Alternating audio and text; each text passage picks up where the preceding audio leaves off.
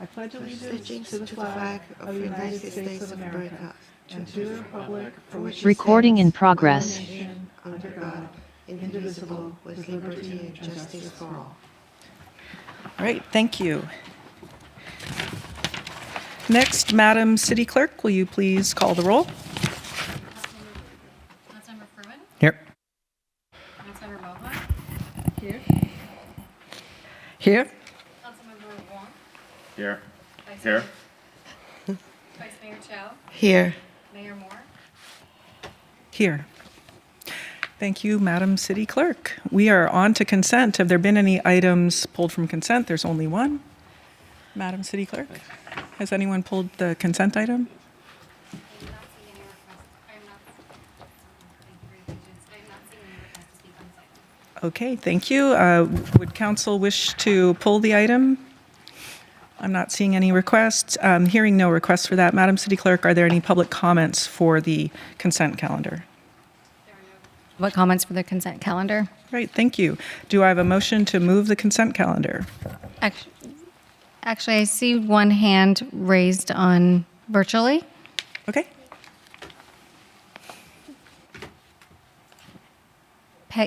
Peggy, did you want to speak on this item on consent? Yes, please. You're welcome to start. You have 3 minutes. I got them confused. I am in full support of the consent item. Thank you. Thank you. Sorry. That's okay. Thank you. All right, thank you. Do I have a motion to move the consent calendar? Motion. Oh. Motion with consent calendar. I'll second it. Okay, wonderful. Madam City Clerk, will you please conduct the roll call vote? Oh, wait, we don't have to do that? We're all Don't have to do present? that. That's We correct. can use our buttons. Okay, thank you.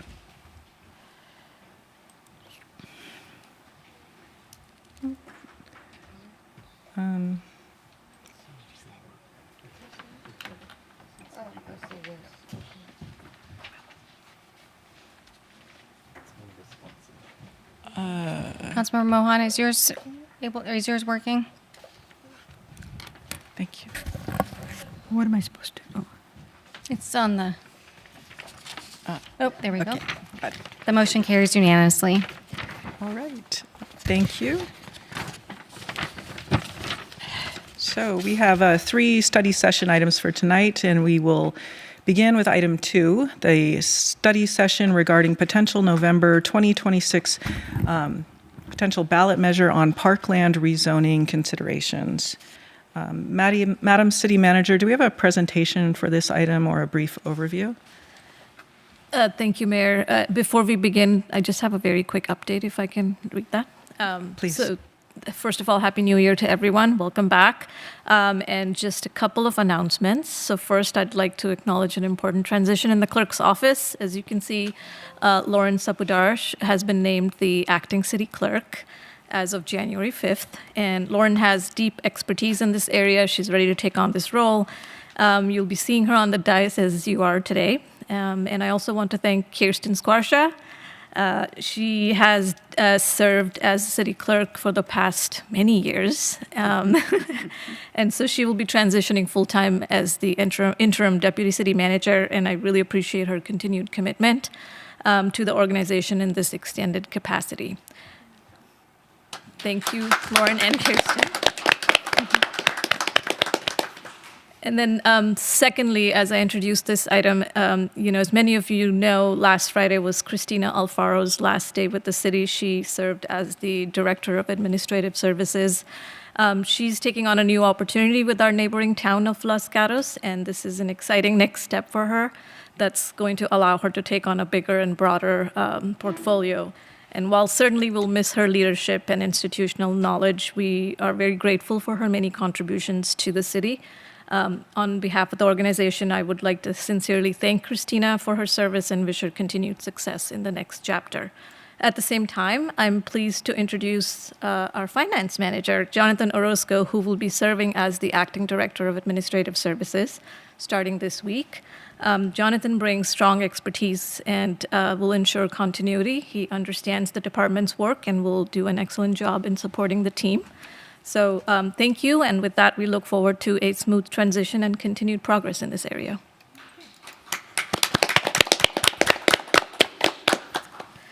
And with that, I will briefly introduce the item and turn it over to Jonathan to take us through. We do not have a presentation tonight, Mayor.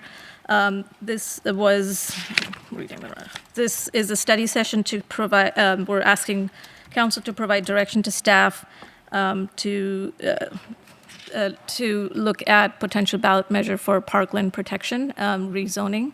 We did some research into a couple other cities who have considered this as a ballot measure and wanted to bring information forward to you. And with that, I will turn it over to Acting Director of Administrative Services, Jonathan Orozco. Thank you. Good evening, Honorable Mayor Moore and council members. This item seeks initial direction from council on whether to begin exploring potential ballot measures for the November 2026 election that would establish additional protections for the land designated as park and open space in Cupertino. The idea stems from models implemented in nearby cities, such as Milpitas Measure K, which was passed by voters in 2016 with over 85% support. Under their ordinance, any future construction or rezoning of designated parkland requires approval of 2/3 of Milpitas voters at a general or special election. In Cupertino, a similar approach could strengthen community control over public open space and parkland. However, a measure would require legal analysis, ballot language development, and stakeholder outreach. At this time, staff is not making a recommendation, but asking whether council is interested in initiating preliminary work, which would include returning with a proposed consultant scope and process for future evaluation. This concludes my presentation, and staff is available to respond to questions. All right. Thank you, Jonathan. Do we have any clarifying questions from the council before we open this item up for public comments? I'm seeing one request to speak in person, and I am currently seeing 2 hands raised virtually. Just as a reminder, if you would like to speak on this item, please raise your hand or submit a request to speak card within the first 9 minutes. Okay, thank you. Did we first have any questions, clarifying questions from the City Council regarding the overview? Maybe later. Okay, so we'll move to public comment. Okay, perfect. Jennifer Griffin, would you come to the podium?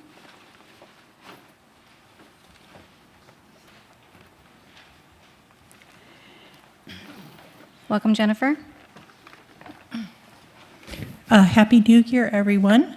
Hi, I'm Jennifer Griffin, and parkland and open space has been something that I've been very, very interested in for many years. My family has, and I am a member of the Sierra Club from the Loma Prieta chapter.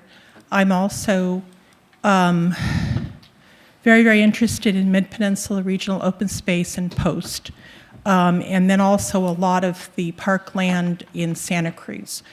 It is very, very difficult nowadays to get parkland anywhere. Land is expensive. There are demands from the state, local, housing, all sorts of different groups need land, but we still need to set aside land so that people can, quote, recreate on it. I think that's kind of an interesting little idiom. But as I have found in Cupertino, it is difficult to get parkland. There are pressures. Yes, people want to build housing, but there's more and more pressure from the state to reduce park fees when we do buy land to build housing.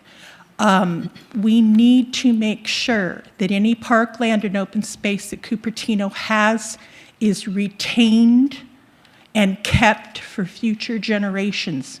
We owe that to the people in our city, the people in the county, descendants, people that are coming in to visit. A lot of the young people in my family have moved up to Oregon and Washington State. They are starting to come back now, and they're taken by their uncles and their aunt and the grandparents and told about the history of this area. My family has been in this area now, I understand, since 1865, from the latest I have seen from some of the Irish side and some others.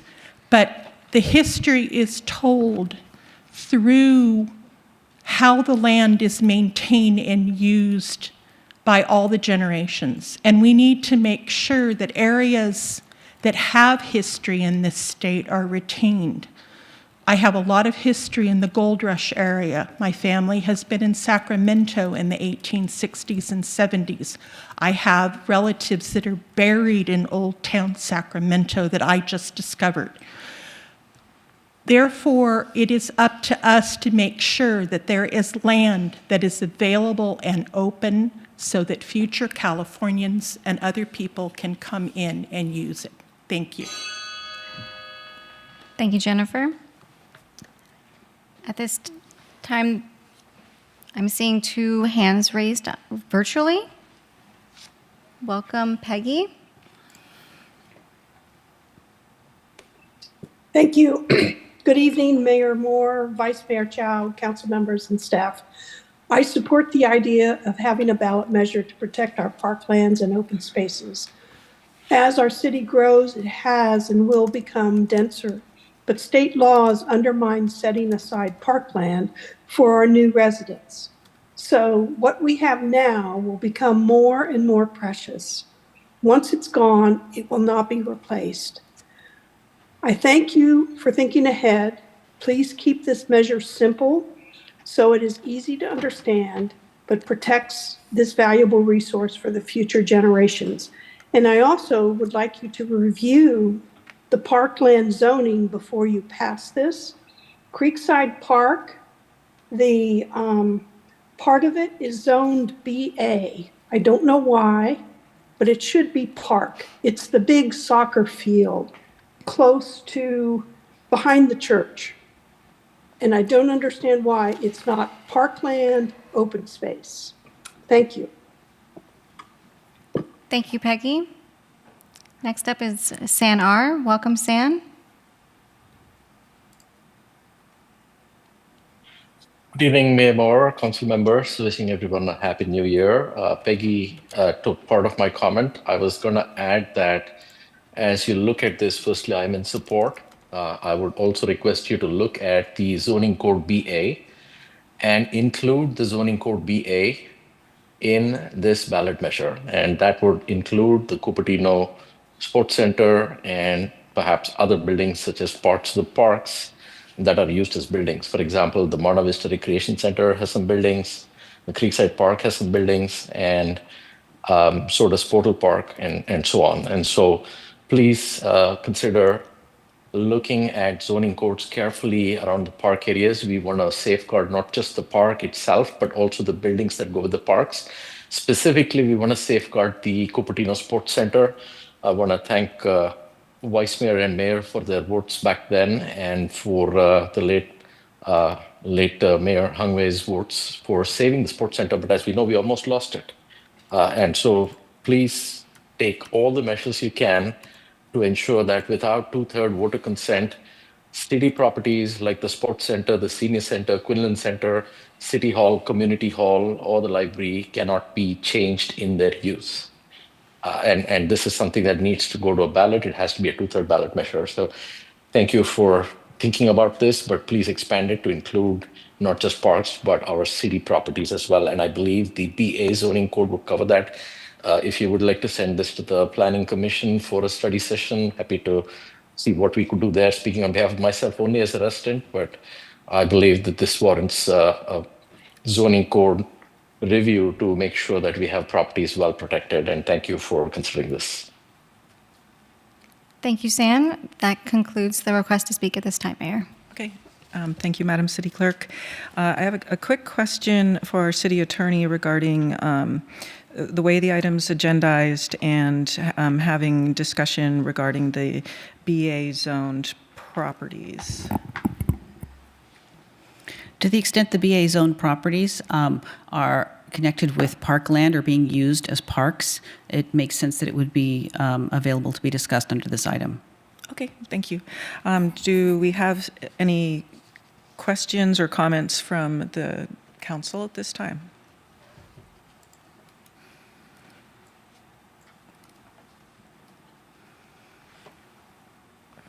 Okay, I think I have a hand up, but I'm going to have to switch. Councilmember Fruin, did you raise your hand? Yes, I did. Okay, it is your turn to talk. All right, two hopefully quick questions.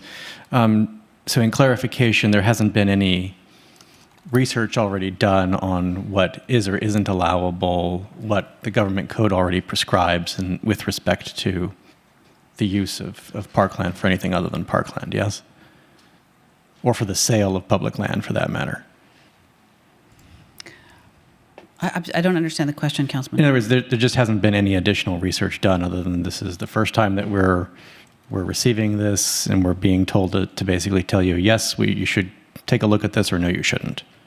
True. Okay, all right, because I just wanted to underscore that there is a procedure that exists under state law, housed at Government Code Section 38440 and following, that speaks specifically to the issue of the discontinuation of parks that have already been dedicated for such use.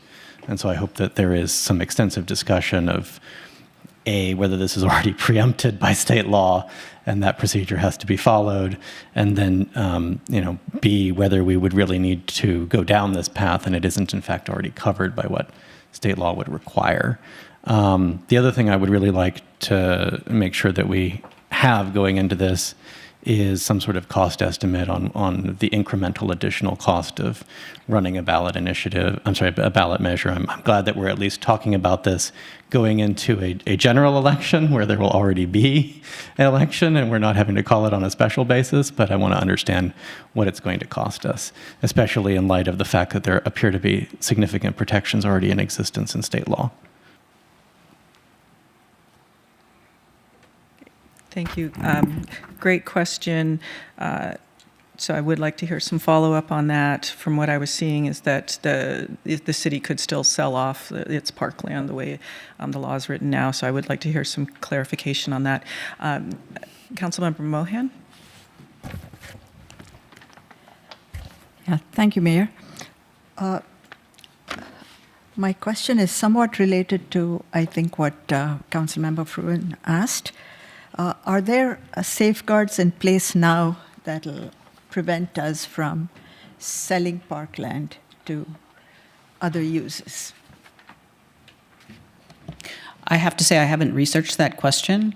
My sense is that there may be, but they may not be all-inclusive, but research would need to be done. Okay. And I did take a quick look at the Milpitas Measure K initiative that was approved in 2016.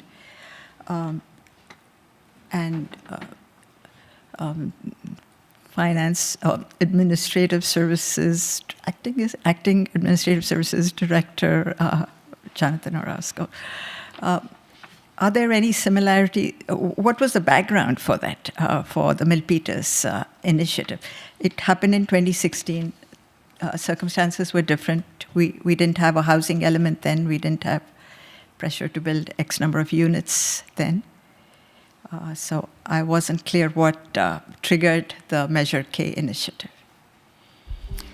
To be frank, I do not know what initiated that measure. We would have to conduct some research and reach out to Milpitas if it was an initiative by council or if it was something that was brought about by staff. Okay. And my only other concern, Mayor, was are we hamstringing future councils? As we know, there's been a difference from big change from 2016 to now. Rules change, circumstances change, and our city situation changes. So we want to make sure that we are not making decisions that will tie the hands of future councils. Okay. Thank you. Okay, thank you. Vice Mayor? Yeah, I don't know. Okay. So I think the intention of a ballot measure like this is to ensure that we do tie the hands of future council, because we know that the majority of city council change from every 2 years. And we want to be sure that the public land, when we make any permanent decision, it is the majority or supermajority of the Cupertino voters. And that's, I think the intent is to tie the hands of any city council so that we are sure because a lot of times people are elected based on very general idea of what they think they would like to do, but in practice people change, and in practice it's very hard to get down to the details. So it's important to make sure when we make permanent decision about public land, we consult with our people. I thought that's the idea. So I am not concerned about that, but I do have a question about, in terms of zoning, I see some of the land are zoned PR, but in terms of zoning, but land use could be public facility, or it could be parks and open space. For example, Quinlan is PR, but land use is public facility. And sports center is PR, and land use actually is parks and open space, which is exactly the same as the Memorial Park. So so I don't know the exact language. If we are talking about parkland, do we mean only the ones that's zoned PR and the land use designation is parks and open space, or do we want to include PR and land use is public facility? For example, the Civic Plaza, where we are, including the library and the library field, the zoning is PBA, it's not PR.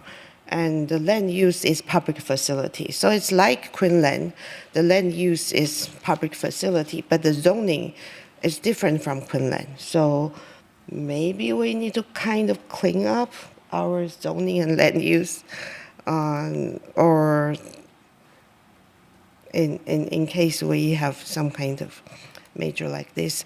I see that the golf course is PR, land use is parks and open space. So yeah, just some information to think about. Thank you. Councilmember Wong? Oh, thanks. I was finding the right button right there. My short comments are, look, the scarcity of parkland, a key component of our quality of life, is something we should preserve for future generations. And just as we have lost our retail due to overzealous and overreaching housing laws, loss of local control, which wants every California city to look the same, be as dense, I mean, we really need to preserve the piece that makes Cupertino very special, which is our parks. So we should make the measure simple and easy to understand, and I agree that we should also clean up our zoning, as Vice Mayor Chow was saying. Once you lose it, you won't get it back, and so let's make sure we protect it. Okay, thank you. Just doing a little quick AI research. The Measure K initiative in Milpitas was primarily triggered by a desire to protect city parks and open space from being rezoned for residential, commercial, or industrial development without direct public consent. It was designed to give residents the final say on the fate of parklands by requiring 2/3 public vote for any general plan amendments that would convert parks and open space land to other uses, prevent backroom rezoning proponents led by organizers from Protect Our Park, and city officials wanted to ensure that land use decisions for vital public assets were not left solely to, quote, bureaucrats and 5 elected officials, unquote. The City Council placed Measure K on the ballot to work alongside Measure I, extending the urban growth boundary, and Measure J, renewing hillside protections to create a comprehensive shield for natural lands throughout the city.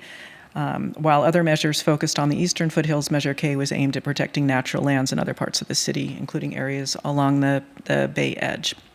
And as Acting Administrative Director Orozco has said, it passed at over 85%. So I would like to hear some information moving forward regarding the necessity of this potential initiative regarding, as Councilmember Fruin mentioned, state law such as 38440. I am curious now about the parkland, the zoning that we have for the buildings and for some of the field areas. Creekside 3, I'm surprised to see that has the BA zoning designation there. That's the field that is for older soccer players. It's got a bigger field layout than Creekside 1 and 2. So I would like to know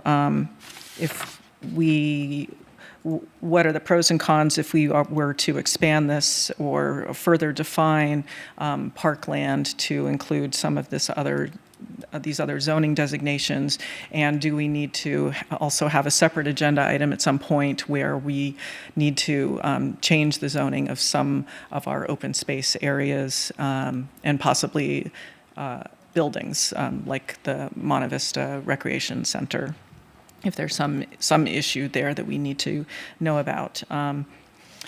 Now, the recommended action is to conduct the study session and provide direction to staff to begin preliminary analysis and engagement regarding a potential parkland rezoning ballot measure. Do I have a motion that we can begin discussing? I'd like to make a motion to continue that discussion. So, just to continue discussion, To have the ballot measure, yes. I guess we can consider a motion to bring back more information in terms of the cost of the potential ballot measure, And the timing. and then the current state law was what's already in place in case the city did want to dispose of a parkland, what restriction is there, whether there is a need for a ballot measure. And I would also like to explore whether we could include the sports center, the senior center, Quinlan City Hall, Community Hall, and also the service yard to make sure those are protected. I think the sports center already has the same zoning as Memorial Park. Should but be. I do want to be sure I think we take the opportunity to clean up a lot of this inconsistent zoning because, for example, for Creekside, I actually see that it's entirely PR.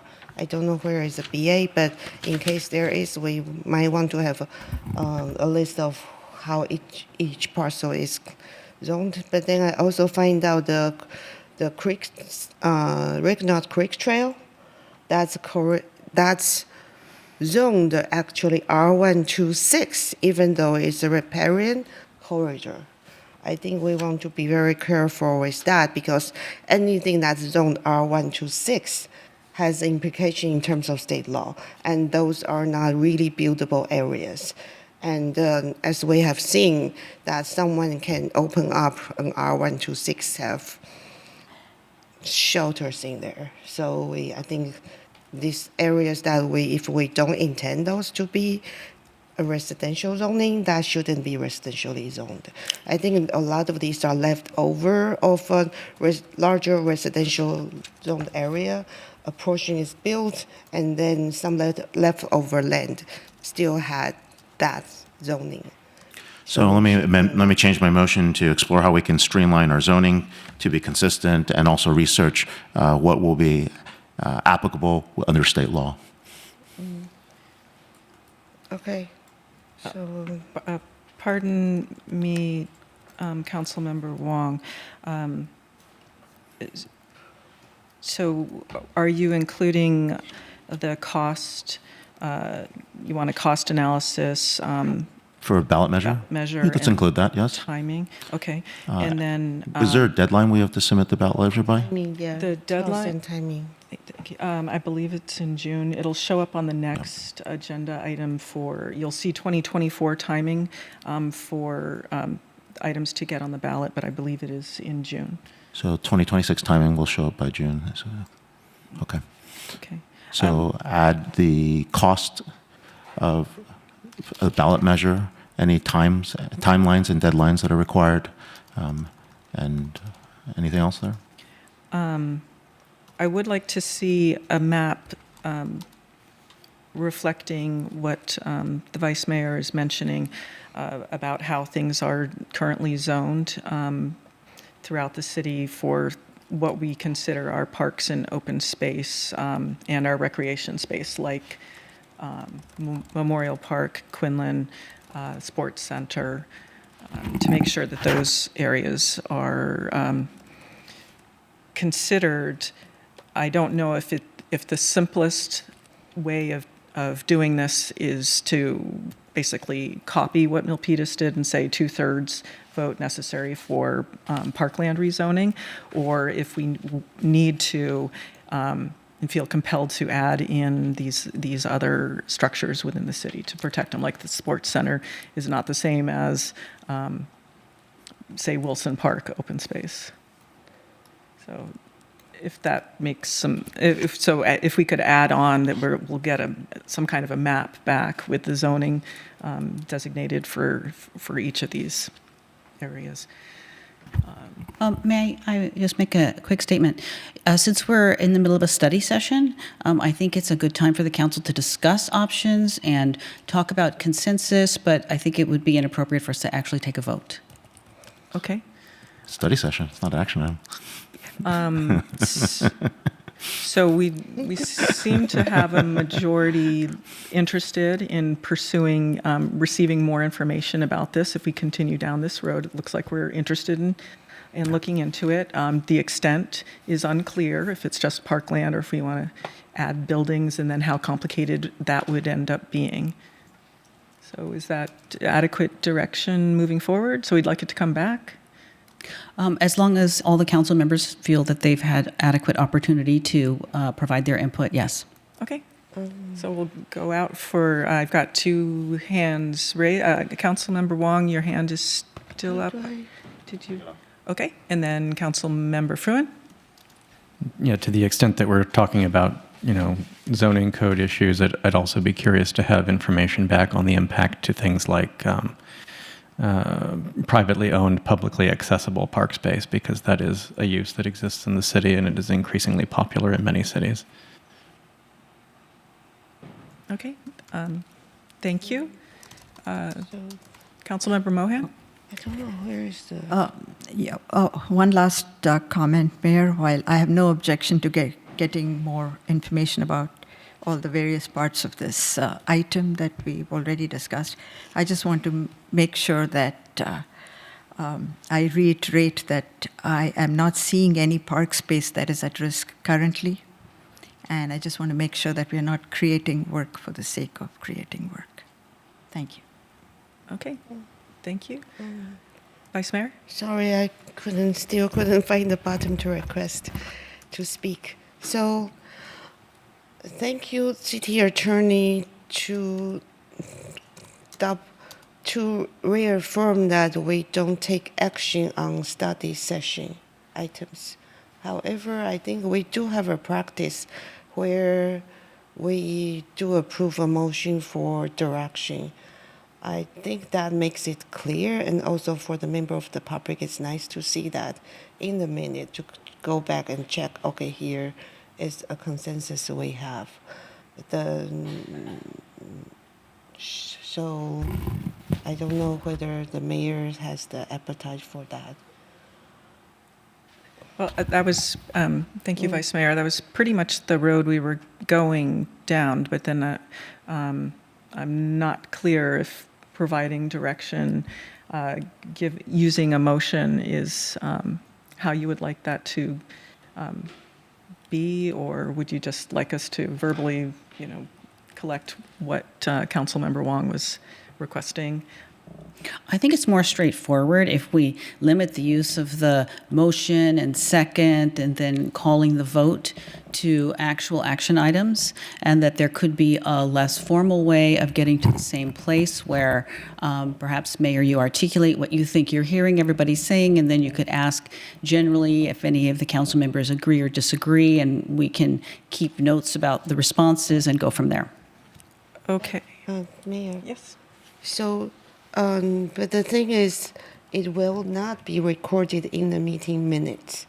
So it's for the member of the public, unless they watch the entire meeting, they will not easily tell what exactly did the council had a consensus on from a study session.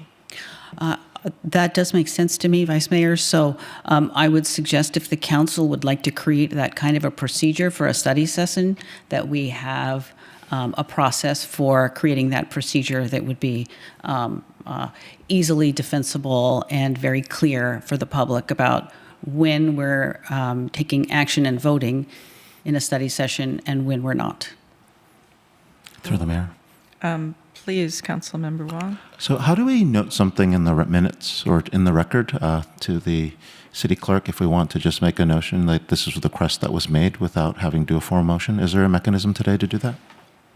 I defer to Kirsten on this. Mayor, if I may, any council member can provide a statement for the record, as Councilmember Wong just mentioned, and the clerk will record that accordingly. Mayor, I defer to you to do that. Okay, so let's see, then for the record, we are interested in seeing a map returned with the open space showing the zoning of the current recreation and parkland and open space within the city. I would like some information regarding the potential need to have some zoning cleanup of those areas. That should become evident once we see the map. I would like to see a review of the government code to determine if the parkland is already protected under current state law. And we are interested in the cost of the ballot measure, having a ballot measure and a timeline, and perhaps some information about whether or not to limit it just to the similar language as Milpitas or to expand it to cover some structures and other facilities that might not be zoned simply as parkland. I think you got it. Does that work? Vice Mayor. Mayor, just for the list of zoning to clean up, I looked at the service center.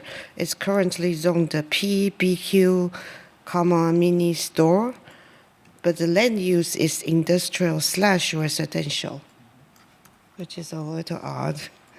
Just, yeah. So for the record, we would want to have that Included in the study. included. Okay. Is that pretty clear to staff then? Yeah.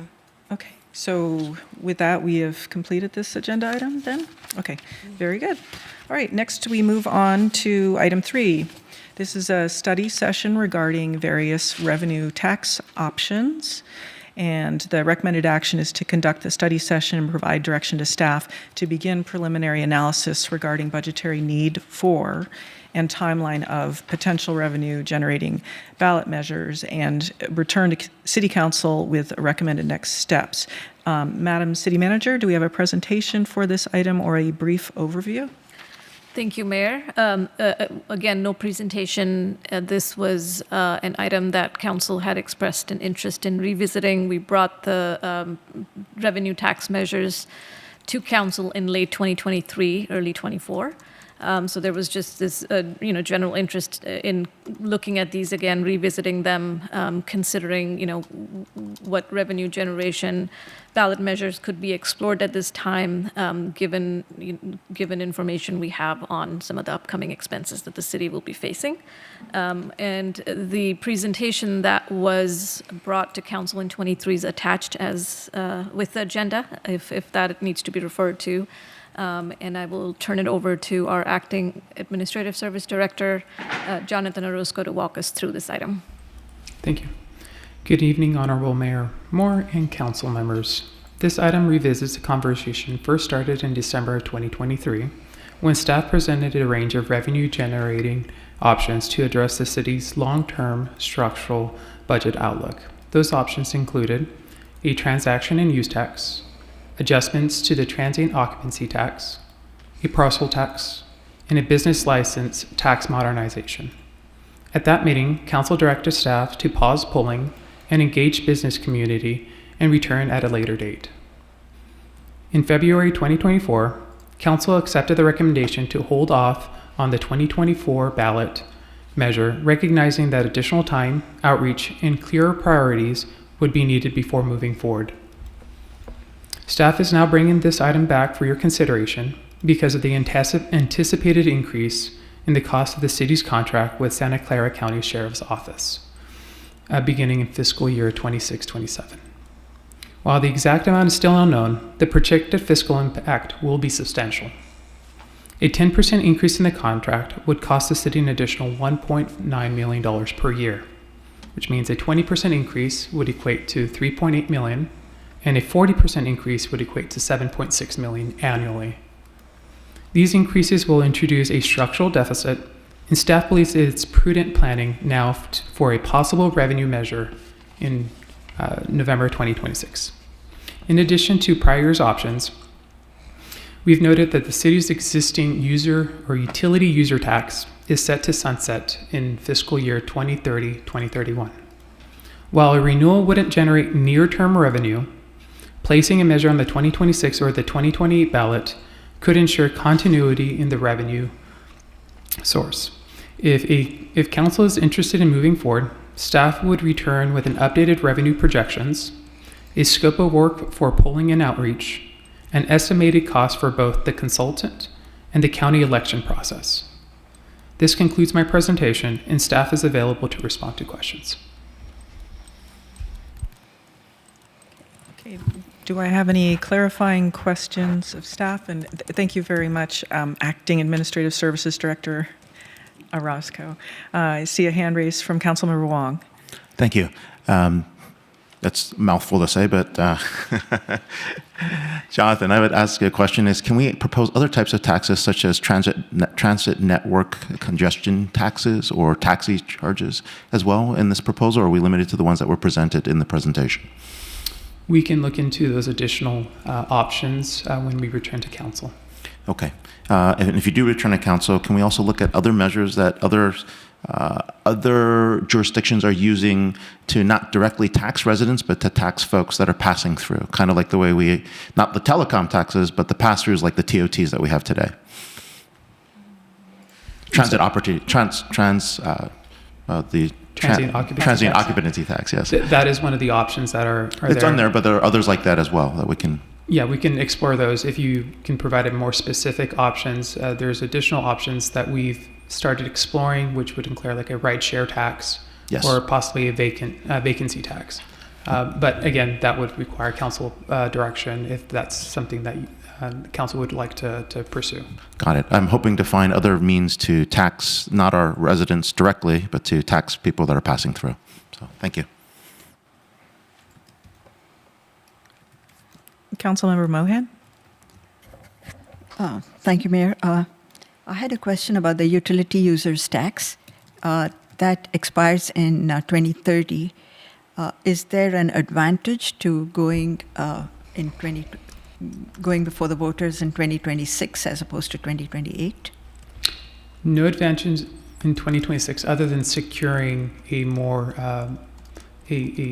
forecast that you would be able to project on those out years. So currently in the forecast we've provided, so most recently with the City Hall construction, or before that it was the budget process, the revenue is not included. So you'll see a drop off in those revenues beginning in that fiscal year, 2020, 2030, 2031.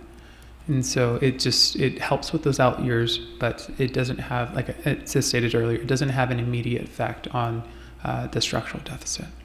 Right, so the revenues would only show up in 2030. the additional revenues. Correct. Okay, thank you. Thank you. Jonathan, quick question on that. It would be a continuation of what we already have for the UUT. And could you please remind us about what that revenue is right now? It's currently about $4 million. Okay. And I did notice, and thank you for including the square footage parcel tax. I did notice that that was a square footage by land area, and there is another way that that can be calculated, which would be by the square footage of the building. And there was a report from the Fremont Union High School District a few years ago where they were looking at the square footage parcel tax.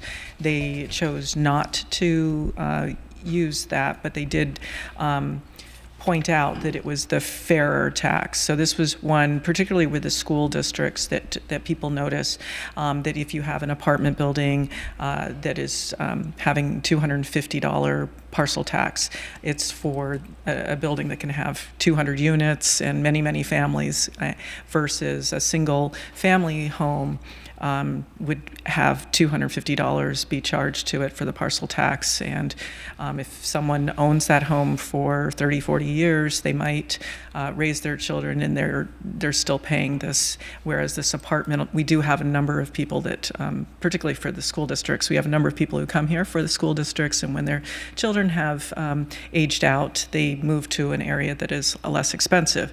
And where the square footage parcel tax based on the building area helps even this out is that large apartment building, if it's 100,000 square feet of structure versus 2,000 square feet of a house, they end up paying more of their fair share. And that square footage parcel tax has to impact both the residential and commercial side.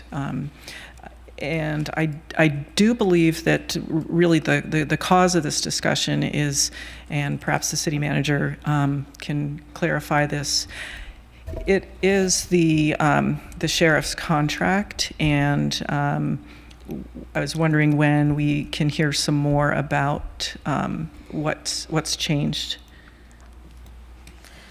Thank you, Mayor. That's definitely a major consideration in the conversation. And as I've been informing you guys, we engaged with the sheriff's office as our contract set to expire in June of this year. We've been engaging with them for months, and we do finally have a proposal. It is still a proposal. We're looking at the details and continuing to engage with them to get clarification. But it did come in considerably higher than what we were expecting. I am developing a plan right now to bring this forward to council as I start getting more clarity around that. But that discussion is very much right in front of us. Okay, thank you. So you were working on getting the sheriff's contracts for months while this is from the county sheriff, while they were advocating for Measure A, and the advocates, I recall, came here and said that approximately 400 visits to the county hospital came from Cupertino out of a population of over 58,000. So I will be very interested to understand what it is that we are getting from the county. And since they already have taxed us, and now we're looking at taxing ourselves further in order to cover this potentially very large hike in the sheriff's, it should be a very good discussion. Yeah, my understanding is it's because of the change of methodology. But regardless, it's a significant increase for cities at this time. Okay, and when we have a structural deficit, Jonathan, are we able to issue certificates of participation for anything? It certainly makes it much more difficult. Usually you would want to demonstrate that the city is adequate to pay those debts. And if you have a structural deficit, however, you may have a reserve that you may be able to draw on, you do not want to be drawn on the reserve and paying a debt. Okay, thank you. Vice Mayor? Yeah, thank you. So I'm wondering, I think I asked the question, there's a, the UUT is a tax that we currently have, which is set to expire in 2030. And we can renew it this year or next year. So who is paying the UUT? Individuals that have utilities, so that would be So all the residents and then businesses also, correct. right? So that's part of, people pay it as part of the utility that they pay to, okay. And then there is a TUT tax. That is, in other words, the sales tax. And I think I had a question earlier is, my understanding is there is a cap in the sales tax, and some cities have increased that to the cap. For example, the Milpitas and San Jose and the Campbell. And so these are, and my understanding is VTA has proposed to likely put a ballot measure on the 2026 November ballot. So in case they put such a ballot measure that could potentially take us to the cap, where Cupertino will be paying 2.5% extra than the other cities who have already raised the sales tax to the cap. And I don't quite understand that. So could you explain why, if we don't take the money, other people will get it? So yes, they, as you stated earlier, Campbell, Milpitas, and San Jose have already reached the cap.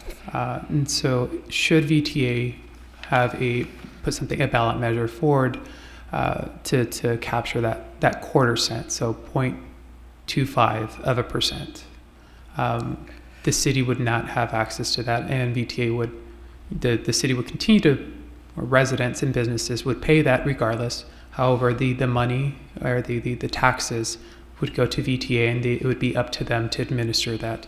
The money wouldn't necessarily be held or put towards the city's infrastructure. It could be used to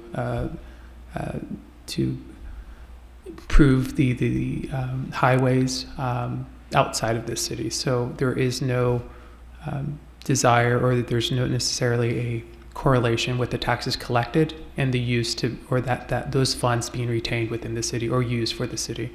And you would have instances where, like Campbell and Milpitas and San Jose, that would not be taxed more, but could benefit from that VTA tax on Cupertino.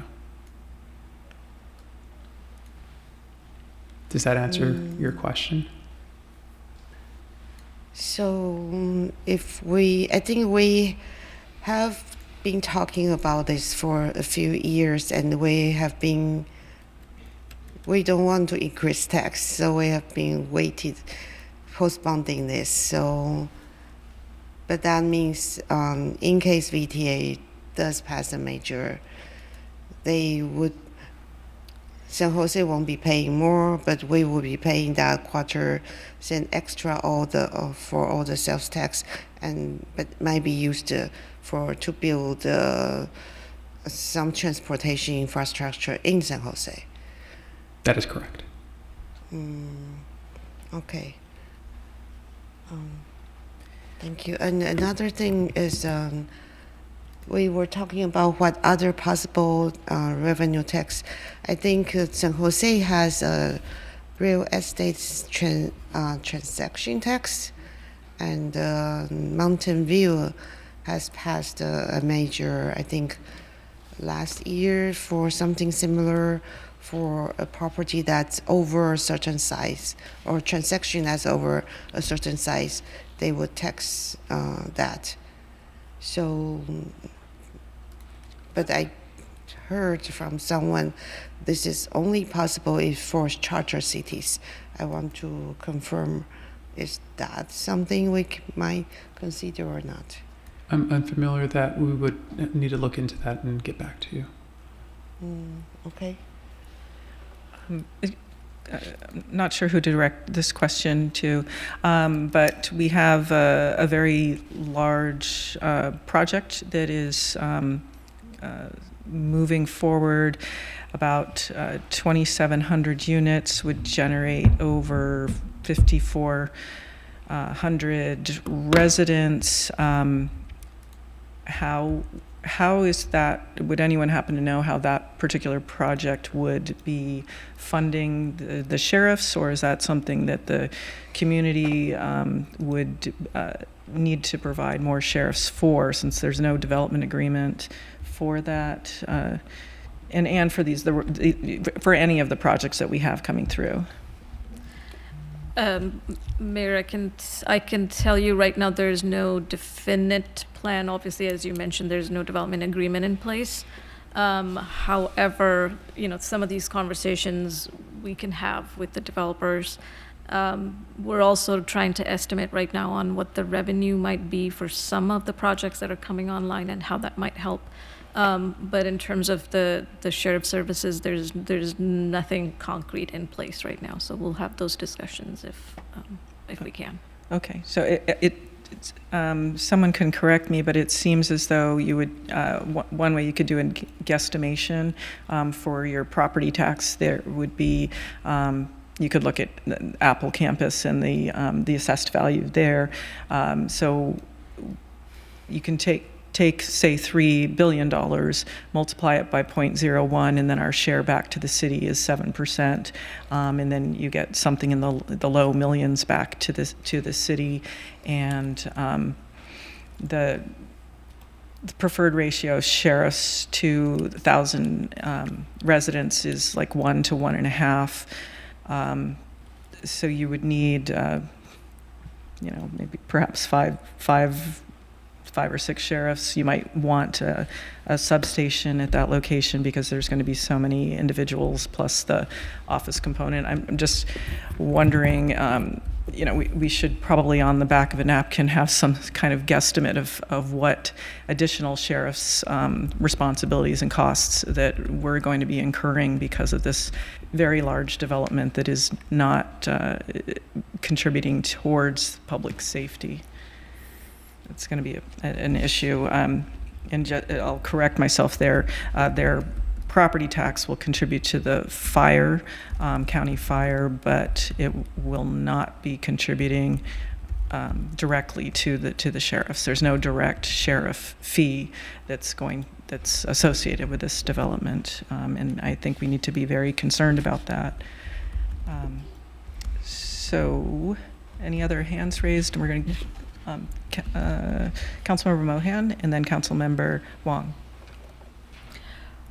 I had a budget question for you, Jonathan. When we approved the budget for the current year, the sheriff's contract did come up for discussion. And I recall finance staff saying that you had already estimated an increase for the sheriff's contract in the budget. And I know that you're saying this exceeds the what you'd estimated. So when you talk about each 10% increase will increase costs by $2 million, or close to $2 million, we're not really looking at the whole amount, right? We should be looking at the differential between what you budgeted and what could be the final number. Correct. So as part of the budget, the current inflation or factor is CPI plus 2. So we factored approximately 5% increase year over year. And so you can expect, with that said, you would expect about a $1 million increase for the first few years, and eventually it'll continue to grow. So if we're saying 10%, it would grow approximately nearly $2 million annually. And so Okay. Did that quite answer? My understanding was that you had budgeted more than just the cost of the CPI cost, because we were expecting a new contract and we were expecting much more than a CPI increase. We've ran some scenarios. However, the budget and the forecast just assumes the CPI plus 2. I think if I may clarify, Councilmember, I think what you may be referring to is the forecast that we had built out with our conservative estimates on what it might come in. But that's not actually part of the budget yet, because those were just some of the scenarios we were presenting as we talked about projects like City Hall or other items over the last few months. Is that the question? Yeah, no, I understand it wouldn't take effect in this fiscal year. Yeah, so maybe I'm looking at the long-term forecasts that finance prepared. During the budget process, the one that was adopted by council back in May or early June of 2025, we included that projection, or that forecast includes a CPI plus 2. However, since then we've ran internally some analysis work, and I think some of that may have been shared by council to council, should there, whether it's a 10, a 20, 30, 40%, what that would look like to the forecast. However, that has not been publicly made. Okay, thank you. Councilmember Wong? I have a question for Acting Administrative Services Director Orozco. Is our sales tax cap 9.25? Is that correct? I believe it's 9.325. It's 325. Okay, and we're at 375. 375. And what are we at today? Well, I take that back. There was back in 2024, the county did increase that ceiling, but there's special rules that's HDL, or sales tax consultant, would be able to address how that kind of factors in. The ceiling still remains that the city can tap into a quarter cent. So the city has currently 9.125, and it can tap into a quarter cent. Okay. Which would raise it to 9.375. That includes the Measure A that we got stuck with? No, it does not include that. So when the Measure A comes into effect, is that included at all, or we don't include that? They have an exception for that somehow? Correct. And so we'll address that when we return to council. Got it. So they conveniently have an exception for Measure A. Okay, good to know. I just wanted the public to understand that. Thank you. Yeah. Thank you. Jonathan, did you calculate what that 0.25 would generate for Cupertino? Based off of the calculations that UFI had provided us, it was just north of $5 million. Okay. And that's basically the destination sales tax? Correct. Right, okay. Okay, I'm not seeing any further hands raised. We have not had public comment yet, so Madam City Clerk, may we open public comment? Yes. Thank you. We currently have 2 requests to speak in person, and I'm currently seeing 2 hands raised virtually. So welcome, Rhoda, and then we'll have Jennifer Griffin followed. Welcome, Rhoda. Hi, good evening. Am I here? Can you hear me all right? Yes. A little, not very. Hello? There we go. Okay, thank you. Hi, Happy New Year. And I sent you guys an email when this whole idea came up back in, 2023? One thing I brought to the fore was we don't have a robust business license tax. Business license, let's just be upfront about it. Business license is a tax. And we don't have a very robust one. And there wasn't an appetite for it because at the time we still had the Apple deal, and it would have been not good to bite the hand that was feeding us. But times have changed. And I'd like to see us look into a more robust business license tax. Sunnyvale has, I know it was I gave you one. Oh, Mountain View. Mountain View has quite a robust one. And, I'm sure you can all ask staff to do an analysis and look at what other cities are doing. Of course, we don't want to drive businesses away, but we should be competitive. So that's would be one thing. Regarding increasing the hotel tax, one thing to consider is that we don't want to drive our customers away, because, if we do, let's say we did 20% sales, so 20% tax on hotels, people wouldn't be staying at the hotels. So 20% on zero is zero, right? So we want to make sure that we've got keep that sweet spot for the hotel tax, and of course for business tax too. But I think that we have a lot of room to do a better tax for our businesses. Regarding property taxes, Apple has, I read this quite some time ago, that Apple has been negotiating with the county to reduce its obligation, and I see the mayor nodding toward property taxes. So, we can't continue to count on this. Last I looked, Apple properties, the taxes that we get from Apple, account for 25% of our revenue on property taxes. It's a lot. We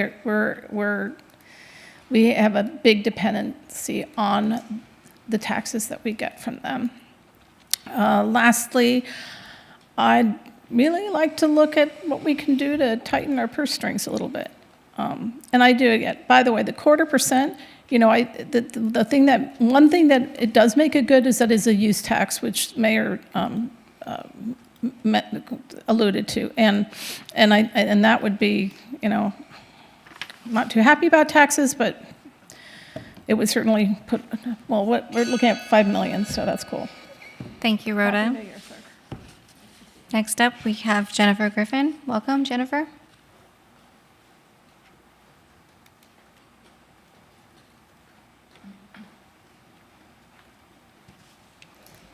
Good evening, City Council. This has been an interesting discussion with lots of acronyms and TUTs and UTs and all sorts of things, but it's been, and a TOT, but it's very interesting. It's very educational.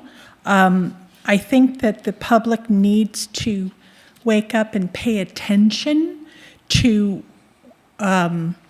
taxes, ballot measures, et cetera, because it affects all of us, whether you own property or not, whether you rent, whether your seniors are in senior care. If we think about it, if you have people in your family that are in assisted care, et cetera, those property taxes are coming back to whoever is paying those rental fees. I mean, yes, there are people who rent, et cetera, and I'm assuming that any property taxes are passed from the apartment owners they increase the rents. But if you have people that are either institutionalized or you have, like I said, people in senior care, it goes back to them too, et cetera, et cetera. I just thought about that.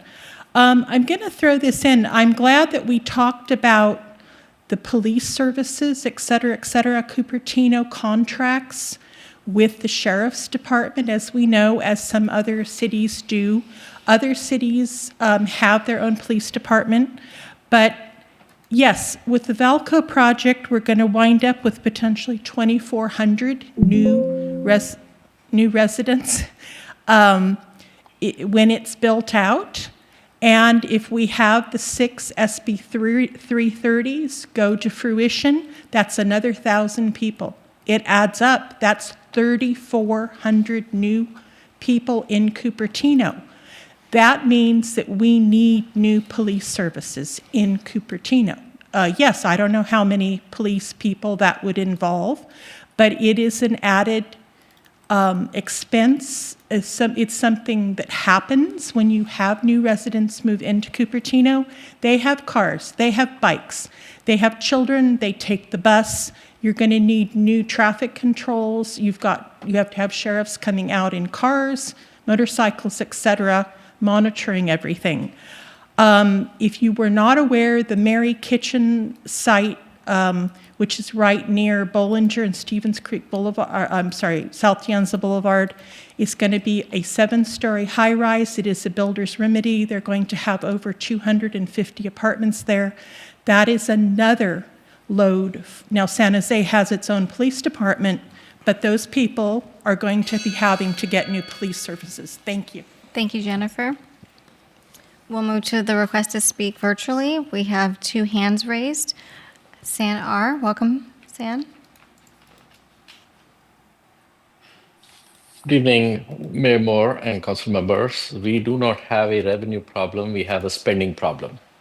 And that 5 million will soon be consumed, and you will see another 5 million increase given the costs of healthcare and pension. And this will not be feasible to sustain. And therefore, we do not need a ballot measure. We do not need to ask voters. We already did in 2023.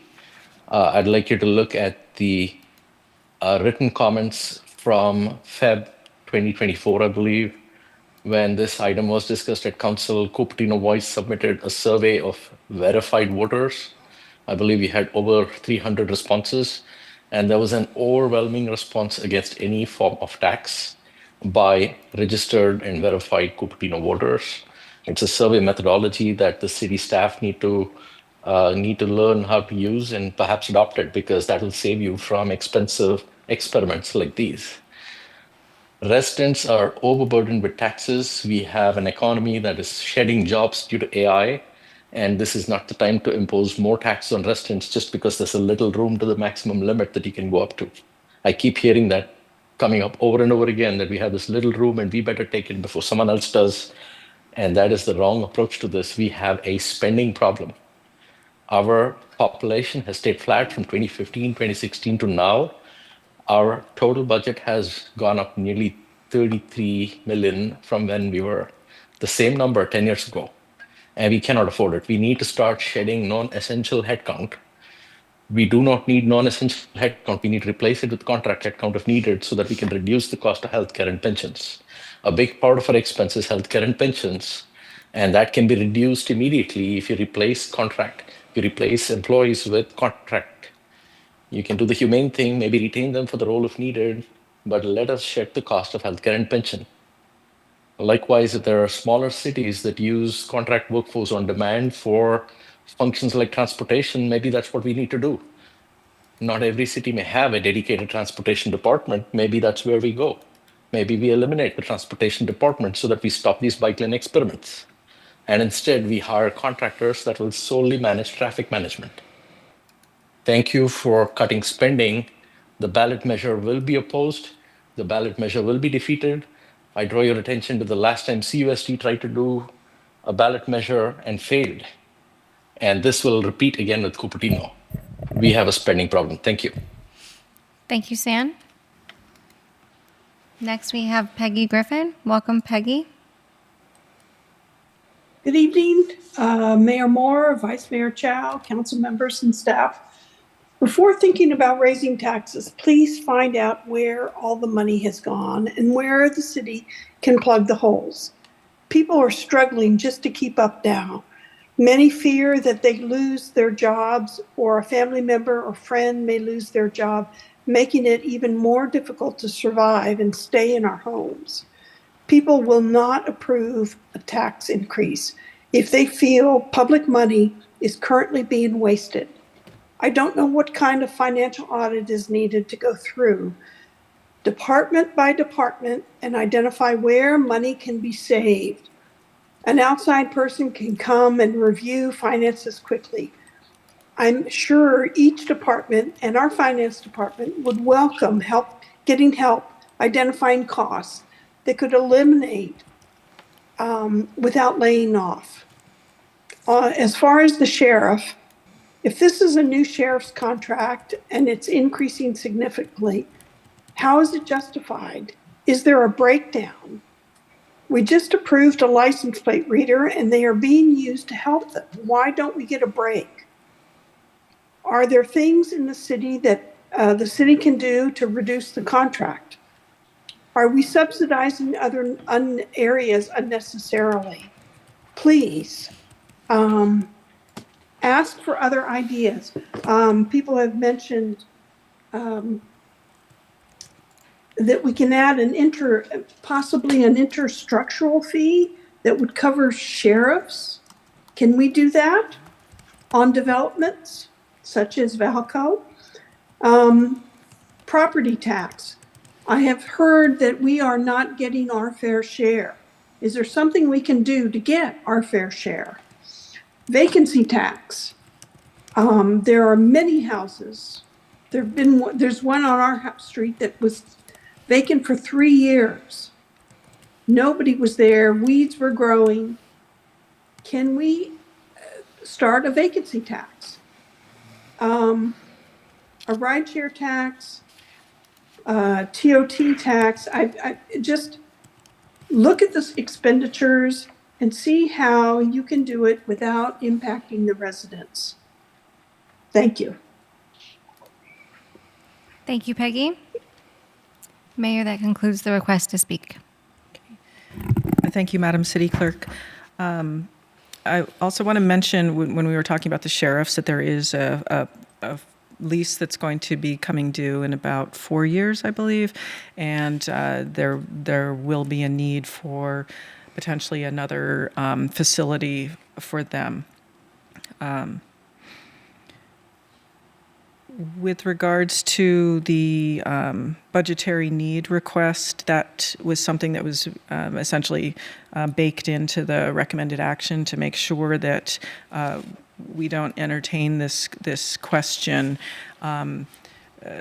further without having this budgetary need analysis conducted, and that we also need to have this discussion regarding the proposed sheriff's contract and where we can negotiate, if possible, something that we can work with. I could see that there could be some potential CIP reductions of items that we have on that program right now, perhaps the Tamian Innu Trail, for instance. So these could be some suggestions for is if there's a way that we can do as we did before when we had the CDTFA audit and look at having what cuts that we can do, what projects we can either delay or postpone indefinitely. And that might be where we're at. So I would like to see if any of the council members would like to make their recommended action for this item. I think ultimately we need to have that budgetary need nailed down. And if anyone would like to add to that, I would really like to hear it. Vice Mayor. Yeah, I have one more question, if that's okay. I think of course, we don't want to raise tax, but then we need to have this discussion early on in case we need it in terms of our budget. If we don't have this discussion and we find out we can balance our budget in June, it's too late to have this discussion, which is why we are having this to know what are our options. And then once we find out our financial picture, and then we know what could be available. My question is regarding the quarter-cent sales tax, TOT tax. Is it possible that we have the ballot measure on condition that someone else is getting that quarter-cent, so we don't increase it unless someone is getting it? Could that be somehow framed in such a way? That I would like to find out if we can get information on that. Vice Mayor, I think that would be very difficult to do. I doubt it's possible, but we will look into it.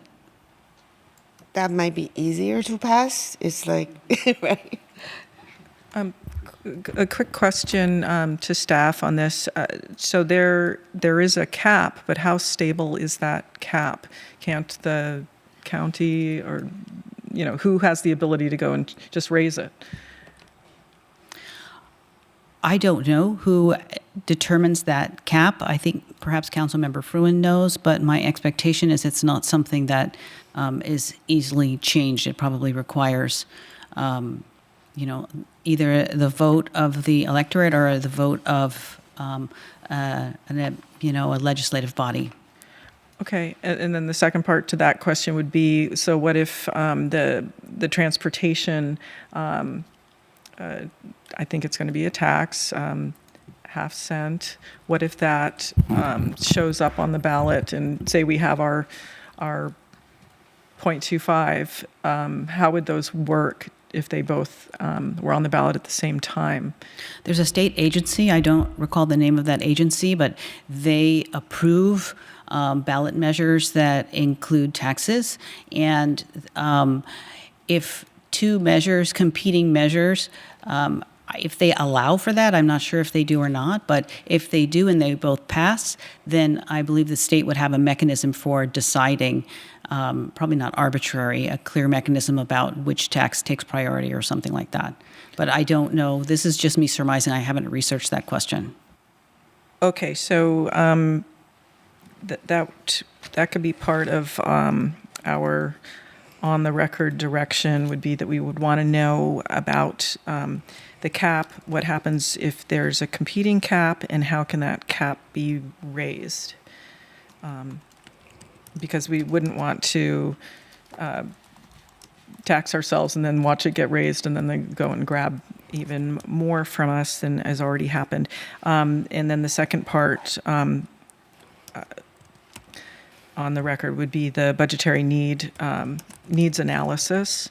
And if we are not going to have any tax measure, what can we do to reduce our spending in order to meet this, what looks like a shortfall of various sizes. And I think we'll probably need to plan for another issue, which would be the facility for the sheriffs, as a potential CIP that should be probably on the radar. We did discuss vacancy tax in the past. It was my understanding that it was not going to be generating that much revenue, and we wanted the funds to go towards helping the unhoused and housing. And what we were hearing is that some other cities who had passed this vacancy tax were not finding it to be working out as well as they expected. It was disappointing. So I would like to hear about that. Just kind of a high-level overview about that. And I like the idea of the consideration of a development fee for public safety. I wish that we had already had this in place. Development impact fee, and potentially also for our libraries as well, because they're already so popular. And if we had that in place, we could be helping fund a parking garage or even further expansion or a satellite library structure. So I would like to if that's possible, if that's within the scope, if we could also, on the record, receive some information on development impact fees of that nature. Okay. And I see there's two hands raised. First, I have Councilmember Wong, and then I have Councilmember Fruin. Okay, and I think it's the RTS mic button that you're pressing. I am done. It was blinking. Yes. Take Okay. count. Councilmember Wong, is it the RTS mic button? That is correct. RTS mic is your request to speak, Mike? Oh, Yes. okay. Yeah. Very good. Okay, Councilmember Fruin, then Councilmember Mohan, then Vice Mayor. Yeah, so just by way of response to the city attorney with regard to the cap, it would require enabling legislation from the state legislature if we wanted to exceed the 2% cap. So I think that really necessitates our maintaining a good relationship with our delegation in Sacramento. And then Councilmember Mohan? I just wanted to make a comment that at some point, and soon we should hear from finance about the impact on city operations if no increase in any taxes was proposed. I mean, I recall in 2023 we did something similar, and I heard the comment from the member of the public who said the population has stayed stable or population has decreased a little bit. But the fact is our need for services and the demand for services has definitely increased, and it seems to be increasing year by year. So I'm not sure that's a good comparison, that our expenditures, the city expenditures, are not directly and solely tied to population increases. So my suggestion would be let's look at the budget and the impact on the budget if we did nothing at all. Because increasing taxes is a big thing, and no one likes it. I certainly don't like it. And it's almost like a last-ditch measure that we embark on. Thank you. Thank you, Councilmember Mohan. Vice Mayor Chow? Okay. First, just some information that the presentation that's on the agenda is actually from 2023. Because I asked about the base sales tax for the county, it's still 9.125%, which was before the sales tax increased by Major A from November. So just for public information, so the base sales tax for the county is more than it's that now. And then also that Councilmember Furton was right that it takes the legislature to raise the cap. And in fact, what I learned through Major A is the county has reached the cap, but then in 2023, they got the legislature to pass a bill that specifically allow only Santa Clara County to go beyond the cap by 0.675%, which is exactly what they did with Major A, to go beyond the cap. So we are already beyond the cap, but somehow that didn't take away our quarter cent tax that I don't totally understand. So, but then I do think it's a good point. We should at least have everything ready in case VTA does go through with proposing that ballot measure. We can then have everything ready so we can submit one for Cupertino. So at least we don't leave it for VTA. That I would like to know. But I think one of the member of the public has mentioned about, are we getting our fair share of the property tax? So Cupertino currently gets 7% of our property tax, which is already, it increased from 5% from a few years before. But if you look at Sunnyvale, they get 13%, almost double of the property tax to Sunnyvale. They give about 20% to the county. If you look at our budget at a glance, we give to the county about 34%, which I think includes 7% to the fire department. So I think we have been talking about this over the years, but maybe if we can finally get information memo with the comparison data between cities, so we at least know how short we are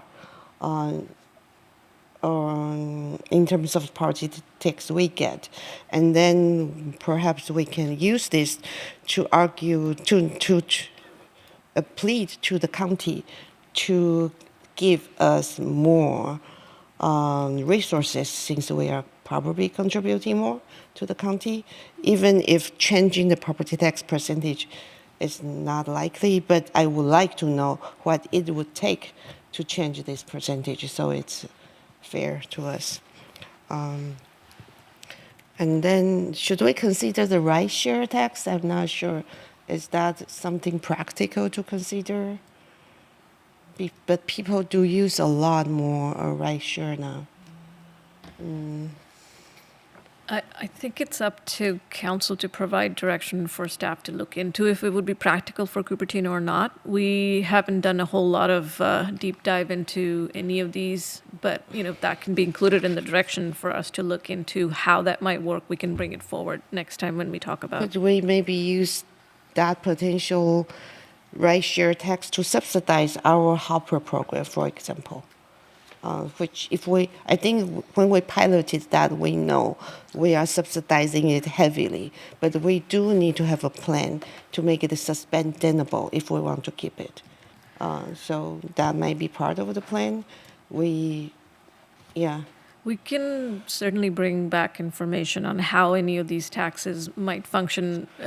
Like we were talking earlier about sales tax, and I know hopefully we discussed this in 2023 too, right? That one functions as a broad, flexible tax, but it's subject to economic activity, right? It can go up and down. So we'll do more research on the types of ballot measures that council wants us to research and see how they function and what they could be used for. So we can definitely bring that information if that's the direction. Thank you, Vice Mayor. I am interested in the info memo on the property tax in the county. This was something that was explored in the past, and I believe the answer that we got back was essentially that it was unlikely that other cities would want to give up some of their funding, even if it's demonstrated to them that it is unfair to the cities receiving less. That may be the same answer that we get this time, but it's worth looking at. But I certainly agree that it's something worth mentioning because we're not getting our due back for the money that we are providing for the county. And while that revenue sales tax sharing agreement was in place, we were also the number 2 sales tax generator in the county behind San Jose, which was quite surprising.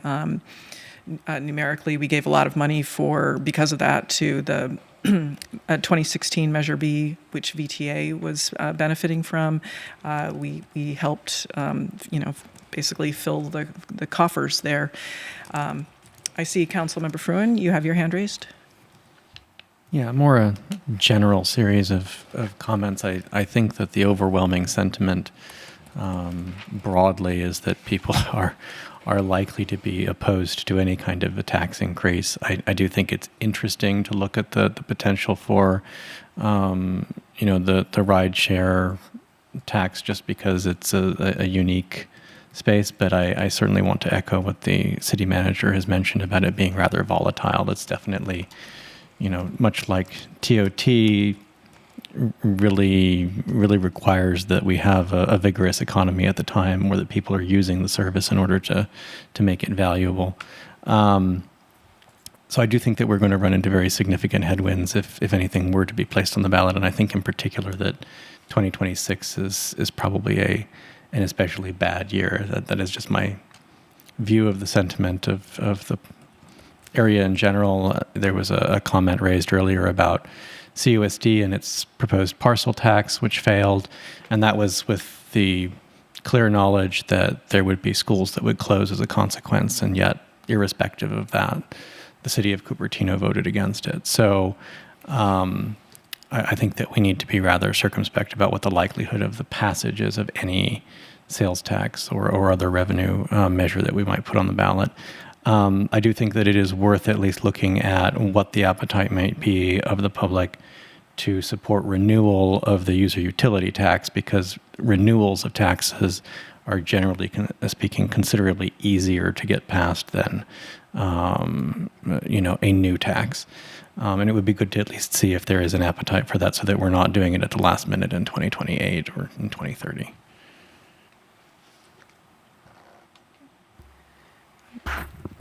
Thank you, Councilmember Fruin. And because we did have the business operations tax mentioned in here, probably be wise that we reach out to our larger employers and make them aware of what we are looking at. And I believe that's already been set in motion by the city manager. Okay, that's great. Council Member Wong? I didn't have a request, but I was about to hit the button, so thank you for preempting. I just want to know what our request to staff is, if we've got a summarization, so we can move to the next item. Staff, do you feel that you have enough direction at this point?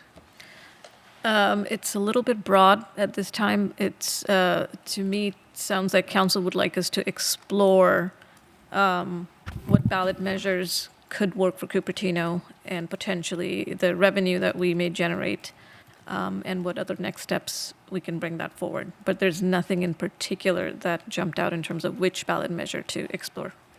Okay, I think there is agreement with regards to the renewal of the UUT, but I don't know that that would happen this year.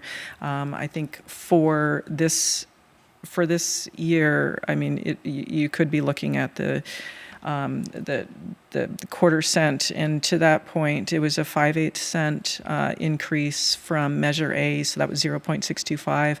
I believe Vice Mayor, you said we were at 9.125, so we're at 9.75. If you add another quarter, we end up at an astonishing 10%, which I really don't like that number. Just to be honest, it just seems really high. And the other part was the budgetary need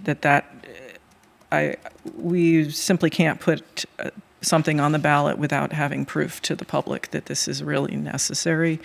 And it's pretty early in the budgetary cycle. We've had some changes happen with the water lease. We have the annual funding coming from there, and the improvement of our investments as well to look at. And I know that there's some wiggle room with the forecasting. Depending on if it's a rosier or gloomier forecast down the road for how our 5 and 10 year forecasts look. So I think we are probably all in agreement that we need to demonstrate the budgetary need for the public. So that analysis would need to happen. And I think we're waiting on the second quarter update on the budget. That should be coming up fairly soon. Okay. Yes, Councilmember Wong. I think maybe I could refine this a little bit more, explore what ballot measures could work for Cupertino, ranked by feasibility, prioritizing renewals and non-direct taxes, and also start planning scenarios for corresponding budget cuts. Is that where you're at? I'm good with that. Any other comments from the council? So, Mayor? So I do want to be sure, so we are getting an info memo on the sales tax comparison, right, with other cities, and what might it take to change it. So at least we have it in writing on, we know what exactly it takes to potentially make it fair. And then, no, property tax, sorry, property tax, not sales tax. Thank you for the correction, yeah, property tax. And then for the sales tax, I do want to be sure, can we give direction that at least we get ready in case VTA ballot measure becomes a reality? So I would like to know how much work, how much time we would need in case we do need to put something on the ballot. So we have an estimate. So in case we need that, we know how long it takes for us to do it. Vice Mayor, this sort of combines with the prior agenda item. We're interested in knowing the cost and the timeline. So it should hopefully overlap a little bit there. I think the cost for sales tax measure will be different in terms of I think the prior agenda item is public land. So the cost of investigating a ballot measure like that, I don't know if it's the same, not putting on the ballot, but deciding if we should put it on. I don't know, because someone needs to draft. I guess the cost of drafting it. Okay, and so we would need to, pardon. And the timeline to get it drafted. So I'm not talking about the parkland portion, which is once it's drafted, how long it takes to we have to submit. I guess, yeah, I want to know how much time and spent cost to get ready. We can definitely provide that information. The firm has had lots of experience doing that, and we can draw upon that to give you relatively good estimates. But it does take time, and it's a pretty heavy lift because the drafting is very precise. It needs to be very precise, and it does need a certain amount of lead time for tax measures. I think you have to have the state approve your language before you move forward, et cetera. So the sooner we begin all of this work, the better. Okay, and we would also have some polling going on in there at some point. Okay, but ultimately it's the budget and can we cost cut to avoid this as well. So do we have understandable direction? Yes, I have the clear. Question. So we don't have an interest in vacancy tax, right? And how about ride share tax? Do we have an interest to learn more or not? I have an interest in on the rideshare tax. I think it's going to be important. I'm hoping that at some point it replaces VTA and we just go straight rideshare. So I would say that's an important piece. But that's what I meant by prioritizing renewals and non-direct taxes, things that don't go after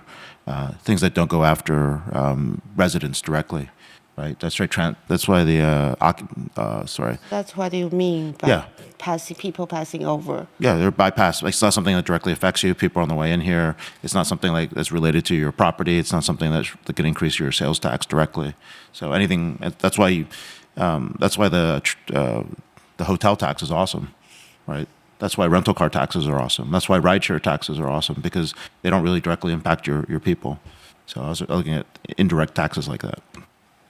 Okay, so that we want to learn more. And then for hotel tax, we are currently at 12%. Other cities are 15%. But I just want to double check, do we have an interest to increase that or not? I have no interest in increasing. I have no interest in that. I think it's already too high. Yeah. Okay, that's good. Anything else we should Councilmember Fruin? look into? Yeah, just one additional thought. We fund the fire suppression services through a special district, and I would be curious to know whether that might be a mechanism that could be useful for other public safety in the city, since it's something that I think it's an essential service. It deserves a funding source that is strongly dedicated. And if the cost of the sheriff's contract rises to full cost recovery, we start to look a lot more like all of our peer cities that have their own police force. So we might as well be looking at how we take care of this essential service for ourselves. We could even do that potentially with our interagency partners that are already in the contract with us, like Los Altos Hills and Saratoga. So it need not necessarily even be just the city of Cupertino. To add to Councilmember Fruin's point, there could be a reason why Sunnyvale is getting more because of fire and police. So in terms of their portion of the county. So maybe that's why they're at 13% and they've got to pay for fire and county. So something we should also, police and fire, so something we should probably look at as well. Oh, yeah, that's true. Okay. Yeah, I can look into that and include that in the info memo, what I find out, yeah. Thank you. I believe we've exhausted this item, and we'll take a 5-minute break. And thank you, Jonathan. Okay. So we'll be returning at 8:34. Let's make it 35.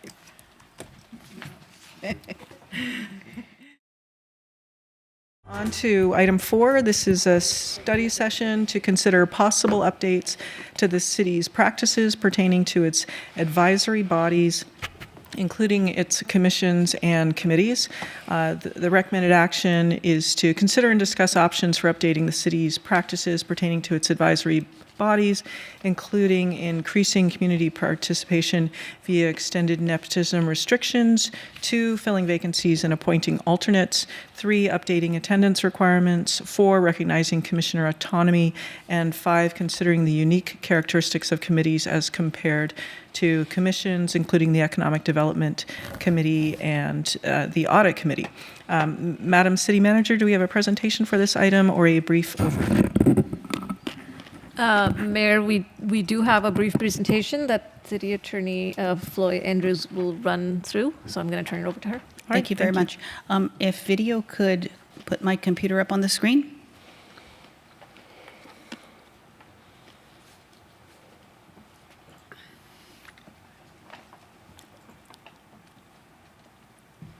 This is a very quick presentation taken basically right out of the staff report, but just sort of as a reminder. The first slide, I don't see it up, is a rendition of what the mayor just described, the items that we're going over. So I'll start on the second slide. I'm sure they'll be connecting me in shortly. City Attorney, I'm not seeing the slide. They're not on yet. Okay. Are you plugged in, Floy, or with your I'm plugged computer? in, and it worked earlier, and they suggested all I should do is suggest to them. So I guess they're looking for my Okay. computer at this time. Apologies for the delay.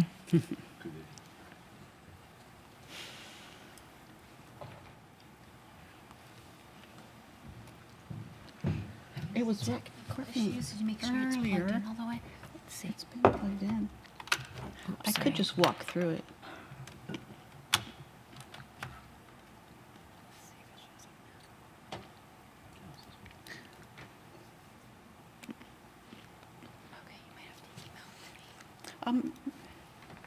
The presentation is really. Oh, here we go. There it goes. Okay, so the first topic, I think there were 5 that we were discussing, is the nepotism restrictions.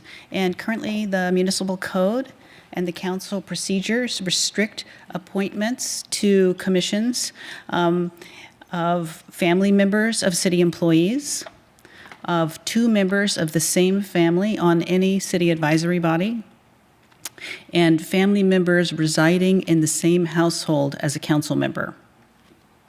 And there's been some thought about potentially expanding those nepotism requirements.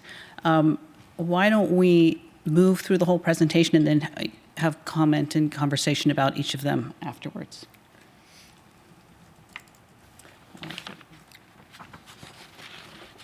And then there were discussions about vacancies on commissions and how possibly appointing alternates would assist in that way. Vacancies can impact quorum in terms of meeting quorum for voting at scheduled meetings. State law requires lengthy recruitments of at least 30 days to fill vacancies. So if you have a vacancy, it can be expensive in an effort to fill them. Potentially adding non-voting alternates might help in 2 ways. When a voting member is absent, the alternate can step in and vote in the place of the voting member, so long as the chair has identified them and seated them for that meeting. And then alternates can also fill vacancies, but only once the council has identified that there's an emergency need to do so. Otherwise, vacancies have to be filled through the state law requirements that is lengthy.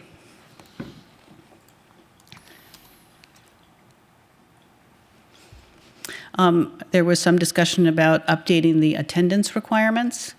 The Commissioner's Handbook limits the number of absences and automatically removes a member who has more absences than are allowed. And those are 3 consecutive meetings that would, under the Commissioner's Handbook, result in an automatic removal or missing 25% of regular meetings. The council procedures provide the council with discretion over such removals. So we have a conflict in our rulemaking documents, and it's something that should be corrected. The council procedures are more recent rule than the Commissioner's Handbook. Also, I'll say there has been some recognition that oftentimes regular meetings are canceled and they're replaced with special meetings. And so the 25% missing of regular meetings doesn't really capture the absence issue. So that's something to consider in that category. Next, the comment about commissioner autonomy came up. The commissioner's handbook states that it's improper for an individual commissioner acting in their official capacity to try to persuade the council to act against the recommendation of their commission. And the question is whether this restriction is appropriate. Does it impinge on First Amendment rights or a commissioner's right to speak their mind? Or is the fact that it's only limiting them when they're acting in their official capacity, whereas they are able to lobby against the recommendation of the commission in their personal capacity? So that's up for conversation. And finally, the council could be considering how committees and commissions differ. And the primary difference is that council members and city staff, sometimes both, participate as voting members of committees, whereas commissions are usually comprised only of community members and they have staff support, but staff is non-voting. So the fact that these two entities are comprised of different members suggests that rules might be specific to committees and commissioners. They might benefit from having not necessarily the same rules or identical rules. And those are the items for discussion. Thank you. Okay, thank you, Madam City Attorney. Do we want to go through each item individually? Like we could begin, well, if there's any questions first regarding each one of these, we can get those out of the way, move to public comment, and then have a discussion regarding each item and see perhaps by straw poll if we have an interest in altering the current procedure process or keeping it as it is. So does anyone have any questions? Vice Mayor. So, question for the nepotism part is, so if the same person serving on multiple commission, I assume that means that the person residing in the same household applies to that same person. So if we don't allow, just in case, a new rule is we don't allow people who reside in the same household to serve on two different commissions, then supposedly the same person can serve on two different commissions, right? That's an interesting comment. I think you could limit somebody to serving only on one commission. And if you prevented a family from having family members serving on various commissions, I think that would be different than saying one person can't serve on two commissions. So we need to clarify if that's something we want to think about. Okay.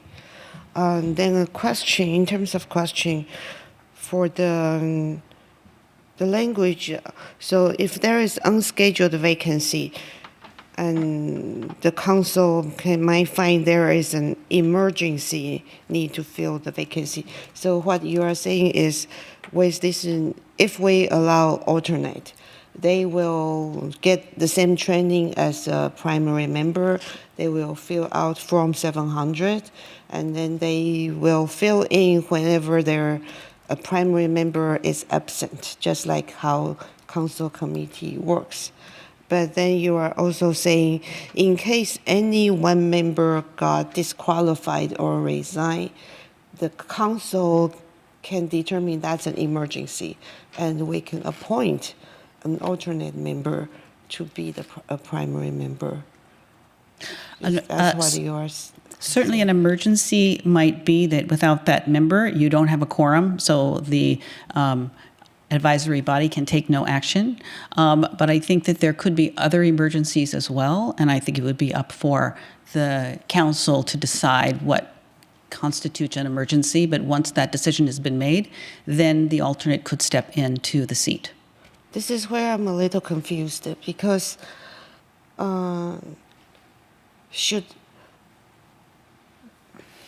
if we appoint alternate, and even if there is quorum, but then maybe only 4 members, would then we get one of the alternate to attend, so we have 5? Or do we only do that when we don't have a quorum? Then we allow the alternate to attend as a voting member. I understand I feel like the nub of what you're asking is what actually constitutes an emergency. And an emergency would be lack of quorum. But no. The staff report, the first part mentioned with alternate we can do that. It didn't say that require an emergency. As the language the council finds there is an emergency is at the later part of the staff report. So that's where I'm a little confused. Yeah, if the council finds there's an emergency, then the alternate can step into the seat and fill it, and you don't have to go out and recruit to fill the seat. So then the council has to find an emergency. And exactly what is or isn't an emergency is really going to be up to the council, but certainly one thing that's an emergency is now you don't even have a quorum. So the alternate filling in and becoming a voting member should only happen when there is a council identified emergency. Correct. Right. Although if somebody there's a difference between being an absent and vacating. So if a member is simply absent, then the alternate can step in and vote in the place of the absent member. No need for an emergency.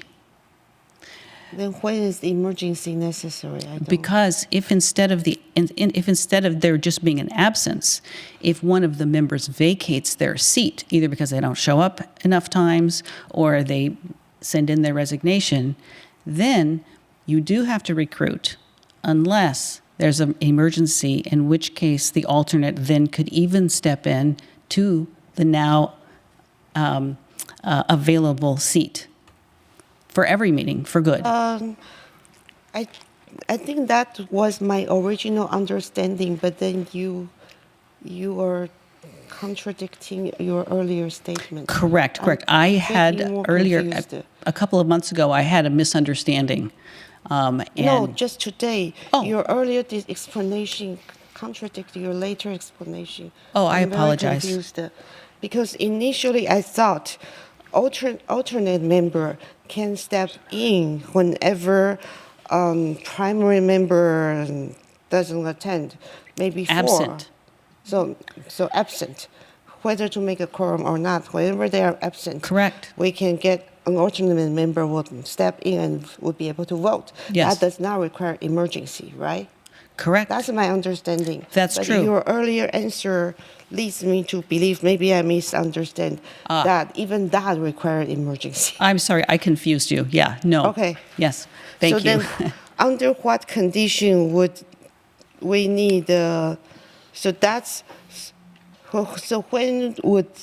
what action would the emergency identification that would allow us to do that differently from non-emergency? Well, It's when if you someone have vacate exactly. it's when someone vacate the seat permanently. Correct. The council can identify that as an emergency. No. And then do we appoint an alternate to become a primary member at that time? So when a member vacates, that's not an automatic emergency. Oh. If they vacate and there's no emergency identified, then the clerk will have to recruit for that seat, to fill the seat. And that is the thing that takes time. If, however, the council identifies that, there's an emergency, so we can ask this alternate to step up right away and now become our new member, then if the council identifies emergency, that can happen. But wouldn't the alternate be able to attend even without the emergency anyway? So why would we ever need that I don't understand. So you're saying that if the, well, Whether if, it's vacate or absent, an alternate would be able to step in and vote without an emergency, right? well, the appropriate course of action with a vacation in that instance is that the clerk recruit to replace the seat. And so that should be an ongoing thing. And maybe in the meantime, if there's a meeting of the commission, then the alternate could step in and vote. But that should not be determined that the alternate is now the permanent member. Instead, you should be recruiting, if there's no emergency, to replace the absence, to replace the vacancy. If I can offer a point of information, it's actually a requirement of the MADI Act. It has a whole series of requirements for how you conduct recruitment and the period that it should last and what triggers it, and the vacancy would trigger it. Yeah, so I understand that vacancy have to trigger the recruitment. I just want to interject here for a minute. Yeah, okay. Okay, so this question's gone on for a bit. It seems we would probably need a little bit of data to understand how many times there's been a lack of quorum that resulted in a meeting cancellation. Usually those meetings just get rescheduled if someone is unable to, if too many people are unable to attend. So I would want a little bit of information about that. And it seems like the real problem that we've had in the past year is that we had permanent vacations resulting in the recruitments, and we were wishing that we could just take an alternate and plug them in. And why is it that we can't do that? That was a practice we used to do.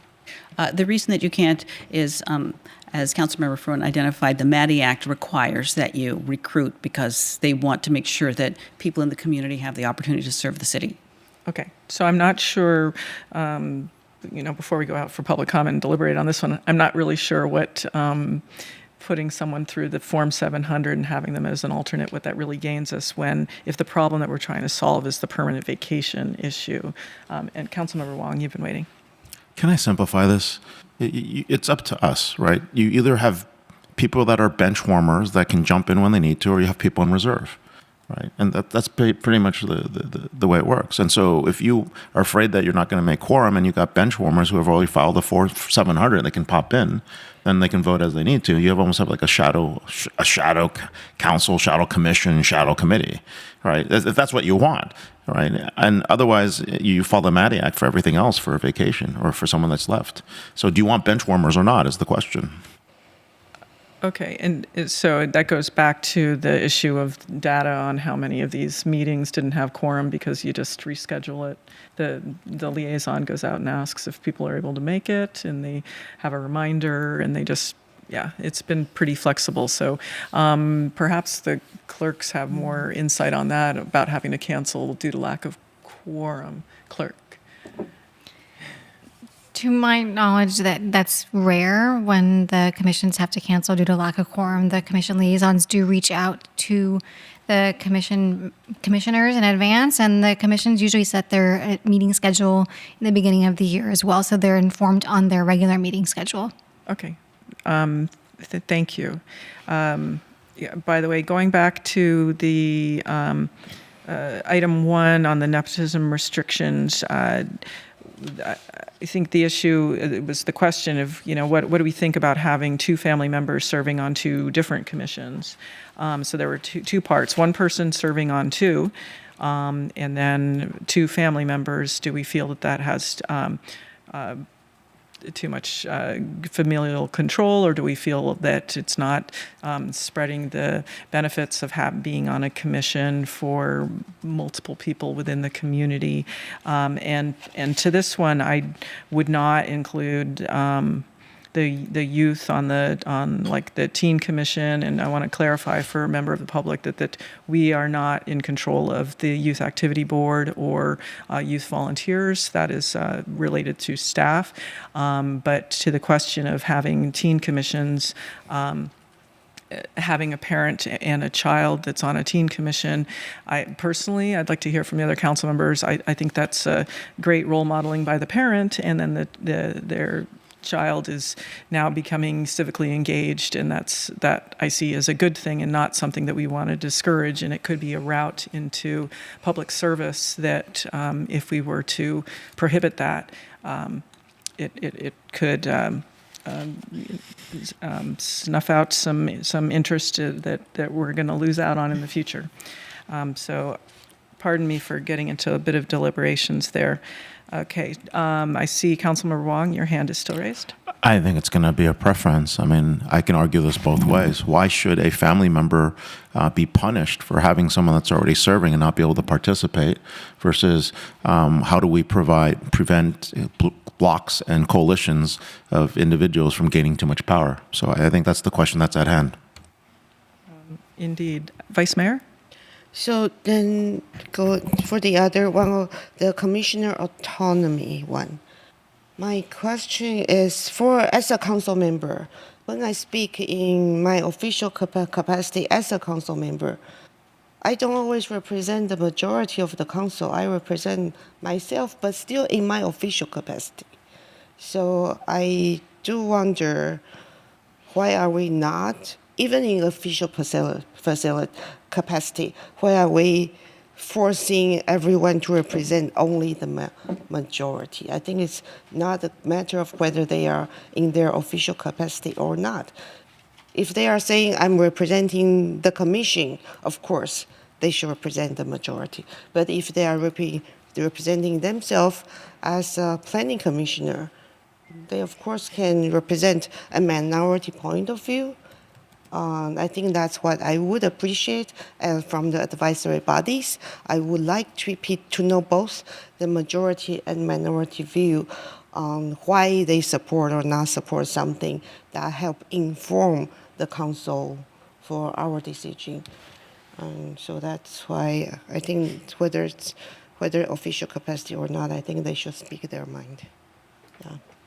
Thank you. Councilmember Fruin. Yeah, to that point, I think that maybe we're just getting a little too pedantic on the expression official capacity. To me, official capacity means that you are attempting to represent the commission itself.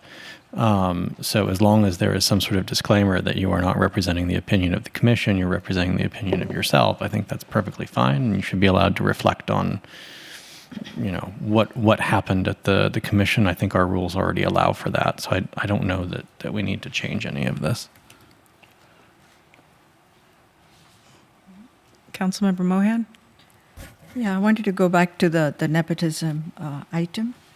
I don't think we've had, or at least currently we have two family members serving on two different commissions, and I would have a concern with a family member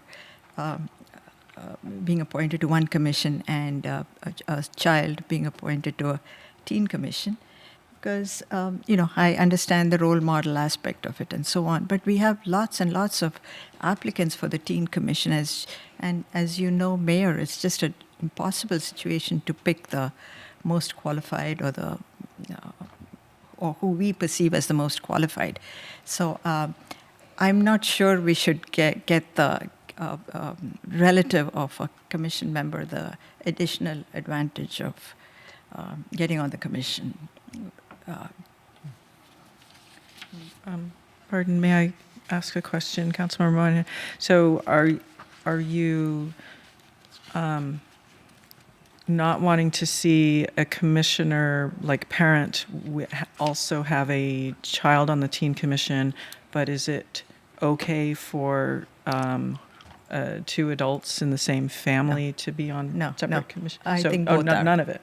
Yeah, Okay. neither. There's zero nepotism. Neither. Okay, good. That's good to know. Thank you. Okay, did anyone want to tackle the committees versus commissions item? And I do have a comment about the attendance, because I have seen that where the regular meetings were switched to special meetings, and then there were significant absences on the special meetings, and so that was particularly frustrating, especially when and we were serving together. That some of those meetings you're down to 3 people, and you really want to hear from particularly the members of the public who are experts in a particular field. Going back to committees, and I don't know personally how to fix that bit of policy. So anyone on commissions and committees and their characteristics? Not seeing any hands raised on that one. Okay, so, yeah. Vice Mayor? So regarding the number 3, the attendance requirement, I think a possible solution is to allow maybe each commission to adopt an annual schedule of that include X number of regular meetings, and then so that the commissioners commit in the beginning of the year, and they know the schedule ahead of time. These are the regular meetings, even if they they don't always be the exact schedule that's identified in the Muni Code, but they adopt a schedule. Then that adopted schedule is what we are using for the 25% requirement. That way we won't have the situation where the number of regular meeting is even less than the total number that's required by the municipal code. Yeah, so that's a potential way. Vice Mayor, may I ask a question about that? Are you suggesting that the schedule of regular meetings that's set at the beginning of the year, those dates then later can shift around and still be Just, regular meetings? It's kind of like a council. We adopt our calendar in December, and some of the dates are moved around because of holidays. And in case there, supposedly they shouldn't be changed, but in case there is really a need to change, the entire commission adopt the calendar, a revised calendar again. Of the regular meetings? Yeah. So then there is more certainty that everyone try to make the regular meetings, and the flexibility that they might be able to move it so that all commissioners are able to attend. First, Councilmember Mohan, your hand's raised.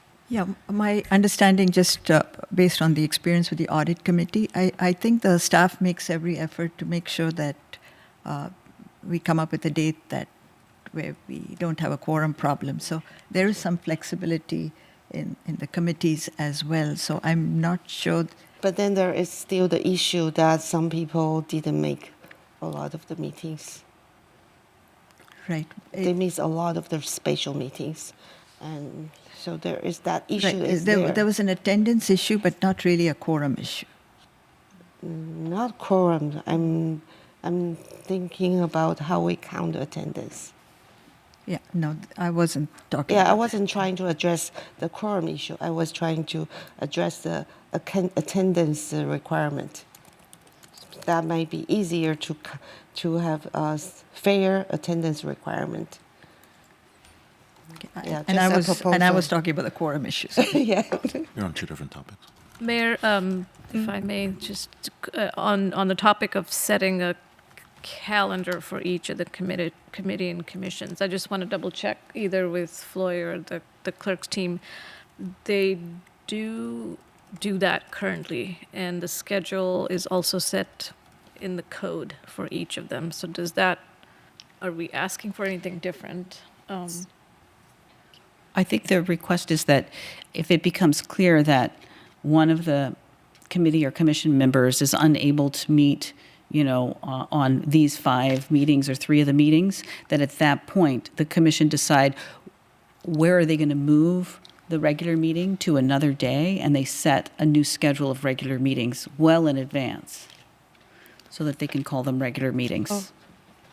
Mayor, may I clarify? Please. So actually, another potential is whenever they cancel a regular meeting and reschedule it to another date, and that new date is also considered a regular meeting. That might be another way to be sure there is a fixed number of regular meeting, just like council meeting. When we move it from Tuesday to Wednesday, that Wednesday meeting is still a regular meeting. Then that way, when you reschedule, it's still considered a regular meeting, and there is a understanding you should try to make it. May I ask the clerks, at this beginning of the year, you set your regular meeting schedule. If halfway through the year, the advisory body determines that they need to change dates for a couple of meetings, can they change the regular meeting to another date and still call it a regular meeting, or is that necessarily a special meeting? It would be a special meeting unless they took that action at a commission meeting. So the majority of the commissions do set their calendar and their dates at their first meeting of the year. Keep in mind, a lot of the commissions don't meet as frequently as Planning Commission. Some meet monthly, some meet every other month, some meet quarterly. So, the first meeting in the year might not be till March for a couple of the commissions, but a majority of them do set their meeting dates at the beginning of the year. The frequency is listed in the code for each of the commissions and the committees, if that helps clarify. And I do, like you said, Floyd, you like what we do for the council calendar at the end of the year to prep for the next year. If we do cancel a meeting or move a meeting due to a holiday, that schedule is written in that resolution. So that's council action. That could be something that the commissions could do if they wanted to move a meeting based on attendance. Question for staff. So if we identify, we're going to go out for public comment and come back, and we simply identify some of these 5, maybe it's all of these 5, but we identify, like particularly with this one, with the attendance, that our direction is, here's the problem we've identified. Can you come up with some solution for us? And does that work? Rather than us trying to figure out what the solution is right at this time. I think that can work. Okay. And Good. Okay, and we have a couple of hands raised right now. Councilmember Wong, followed by Councilmember Fruin. Yeah, I'll make it easy. I'll tell you where I stand, save you some time. On the nepotism, I think I get not having same family members in the place. I think for me, I think it's really important, though, that you get as much participation as you can. So that's kind of where I'll be sitting at. Can you clarify what that means exactly?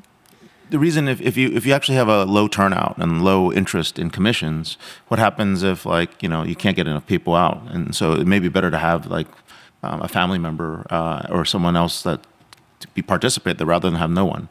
We happen to have the luxury of lots of people wanting to participate, and we've never faced that problem. So I think that's one to look at for that. For vacancies and appointing alternates, I think what we have today is fine. I wouldn't change it. For harmonizing attendance requirements, my only thing is if you change a regular meeting and move the date, that's a special meeting in my mind. So even though you're trying to keep that regular schedule, but that's just my viewpoint.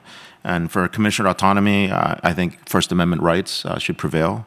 You should be able to say what you need, but I would agree with Councilmember Fruin that we always say speaking on my own, but the reason I'm sensitive to this one is this has been used against many people to say you can't have your own opinion. And so that's why I truly believe in the First Amendment rights. In previous councils, they've used that as a way to silence people and make them all fall into line, and I did not like that. And then for community characteristics, I think the question here is really what's the difference between a commission, a committee, and a ad hoc committee? And I think those are the 3 that you really should be looking at, but I don't have much interest in doubling down on this one. Thank you, Councilmember Fruin. Then we're going to go out for public comment. Yeah, I wanted to at least echo the very first point that Councilmember Wong made about recruitment and what happens in the situation where you have a lighter than expected number of applicants. If it's a reasonable compromise, I think what we could write into the standard is that it is disfavored to have that sort of arrangement, but that it's waivable by council. So if we decided that we would really like to be able to offer that, we ought to. I'd also just underscore that people in the same household don't necessarily agree on everything. They might even rather violently disagree. I think that's especially true when you're talking about the parent-child relationship. People often see the world very differently. And so I don't really want to sort of work a corruption of the blood, so to speak, to say that, oh, well, this other person from the household therefore is going to be exactly the same as this other individual we've already got on a commission. Just guilt by association, I think that's probably an issue. Okay. Madam City Clerk, do we have any members of the public that would care to speak on this item? We do, Mayor. We have one request to speak in person, and I'm currently seeing 2 hands raised virtually. Rhoda, welcome to the podium.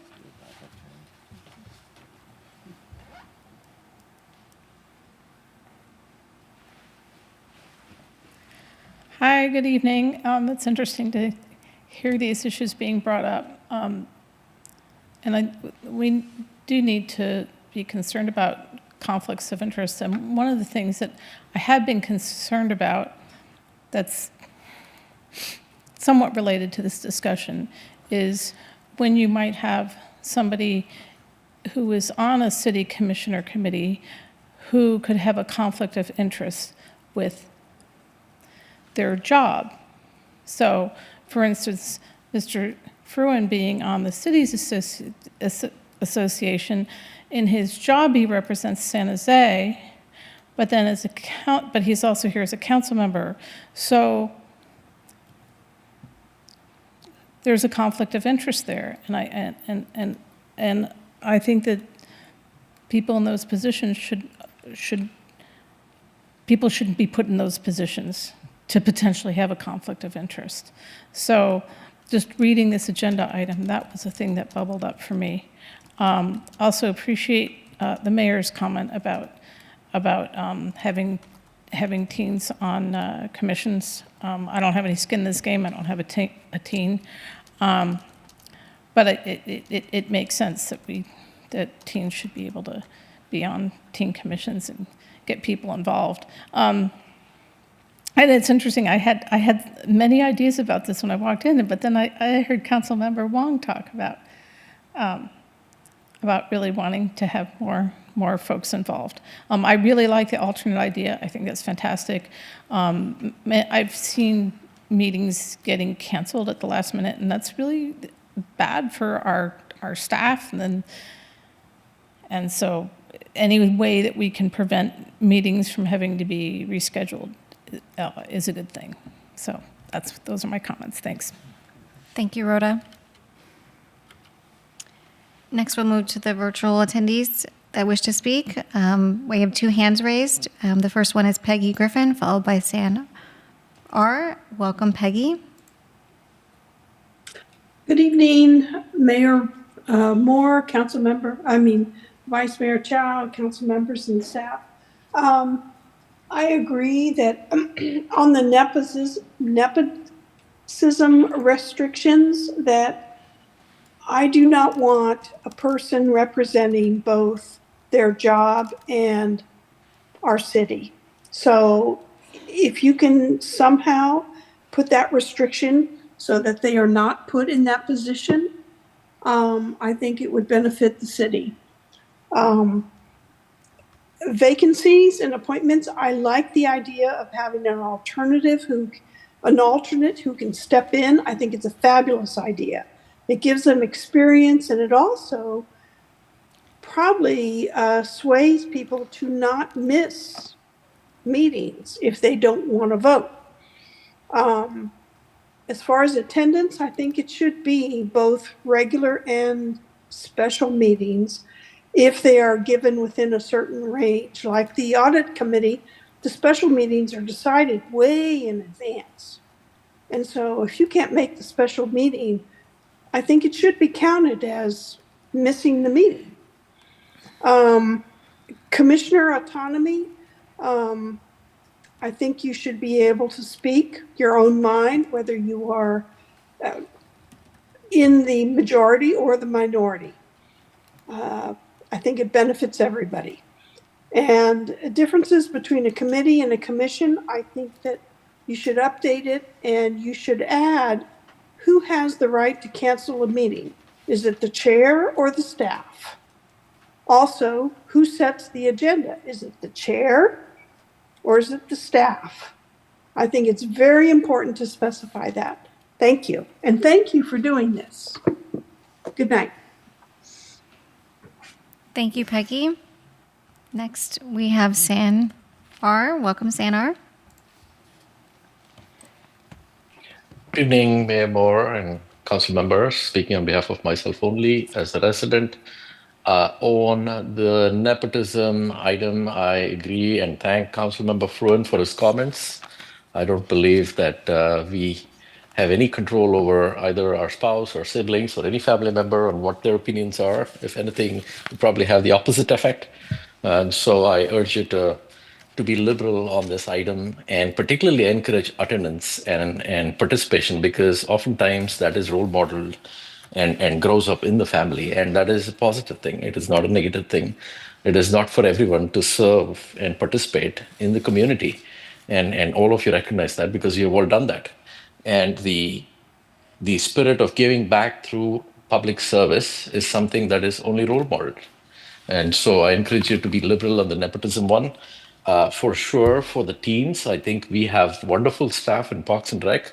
Both Sonia and Robert run very professional meetings, and there's absolutely no nepotism that could be ever even feasible to think of for those meetings, nor are those agendas worthy of that kind of attribution. So I would urge you to, for sure, exclude the teens, but I would also encourage you to exclude the adults, because I think, everybody deserves a chance. And more people come back to their homes now. They live in the city. They may go to community colleges locally for a couple of years before they transfer credits. And so let's give everyone an opportunity. Let's not deny people their opportunities. I'd like you to consider an area that you haven't talked about, which is how do you regulate the participation of staff on standing and ad hoc committees across agencies? I think this is a really troubling area. I have raised this in the past. There is no mention in the staff report of this. What is particularly a concern is that staff operate in bodies that are interagency, where direction is not coming from a council majority. And we need to make sure that those bodies, firstly, are Brown Act meetings, they're public meetings, they're open to attendance. That may not be the case, in fact. Those meetings are recorded, and there's a whole slew of things around committees involving staff and how those are regulated. So I'd urge you to really spend some time on making sure that our city policies and regulations are decided by the council, who are voted in by our voters. And that's an area I'd like you to spend more time on, perhaps in a follow-up. On all of the other items, I think you have the right things going on. If a commission meets once a quarter, I think missing one meeting constitutes 25%, and hopefully you can be open to a more liberal definition there. And so bottom line, I encourage you to be liberal on the first item and then do the right thing. Thank you. Thank you, San. Mayor, that concludes our request to speak on this item. Okay, thank you very much, Madam City Clerk. And just want to, if I have not already, thanks the City Attorney for working through all of these items and providing some information for us in the report. It's very helpful. I just want to go through, if we could, each item one by one and get a sense for where we stand on this. I feel like the first item with the family nepotism that we're, I believe I've got Councilmember Fruin and Wong are not favoring having that limitation. I believe Councilmember Mohan preferred to not have the nepotism. I fell in part way with it, with the feeling that the teen getting involved in civics was a virtue to allow that, to have a parent and teen, whereas with the adults I was not so much leaning that way. But I don't know clearly how the Vice Mayor views the item. Yes, please. Okay.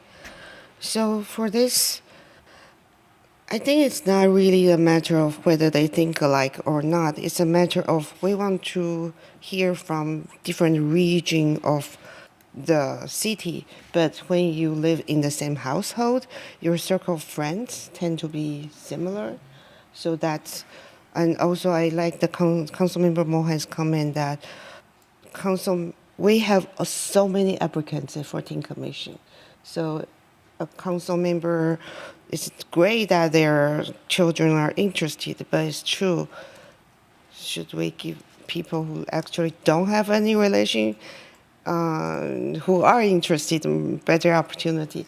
That's but I also am swayed by Councilmember Foreign, who said that maybe we should say we discourage that, but it's waivable by council because sometimes we do not have enough applicant like the hotel representative, right? That's when we may need that. So I think maybe we could adopt something that says we discourage people who are from the same household, but then we allow the council to waive that when we, after an interview, that we might do something different intentionally. Yeah.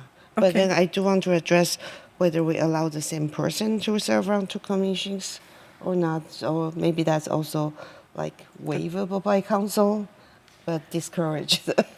I think that's part of the, thank you, Vice Mayor. I think that's part of it. I think, I believe the word was disfavored. So let's separate it into 2 parts, where you've got 2 family members. Can we accept the recommendation that we direct staff to look into language that this is disfavored? Is that acceptable? Mm-hmm. Okay. Given the way our kind of straw poll is going here. Okay. So we're good with that. The second part is that having 1 individual serving on 2 commissions, do we want to do this kind of as a straw poll? Are we willing to accept that? Or is this something that's disfavored unless waived by council? I think that since it's generally been our practice to not appoint somebody to 2 commissions, that the disfavored but waivable is probably a good model to follow. Anyone else want to weigh in on that? We can go down the line, Vice Mayor.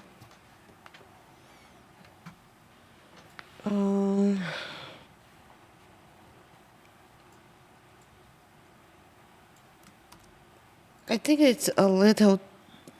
I think that we should allow the council to waive it, but I'm kind of thinking this is different from the level of people serving from the same household. For example, like right now we have a person serving on Parks and Rec, and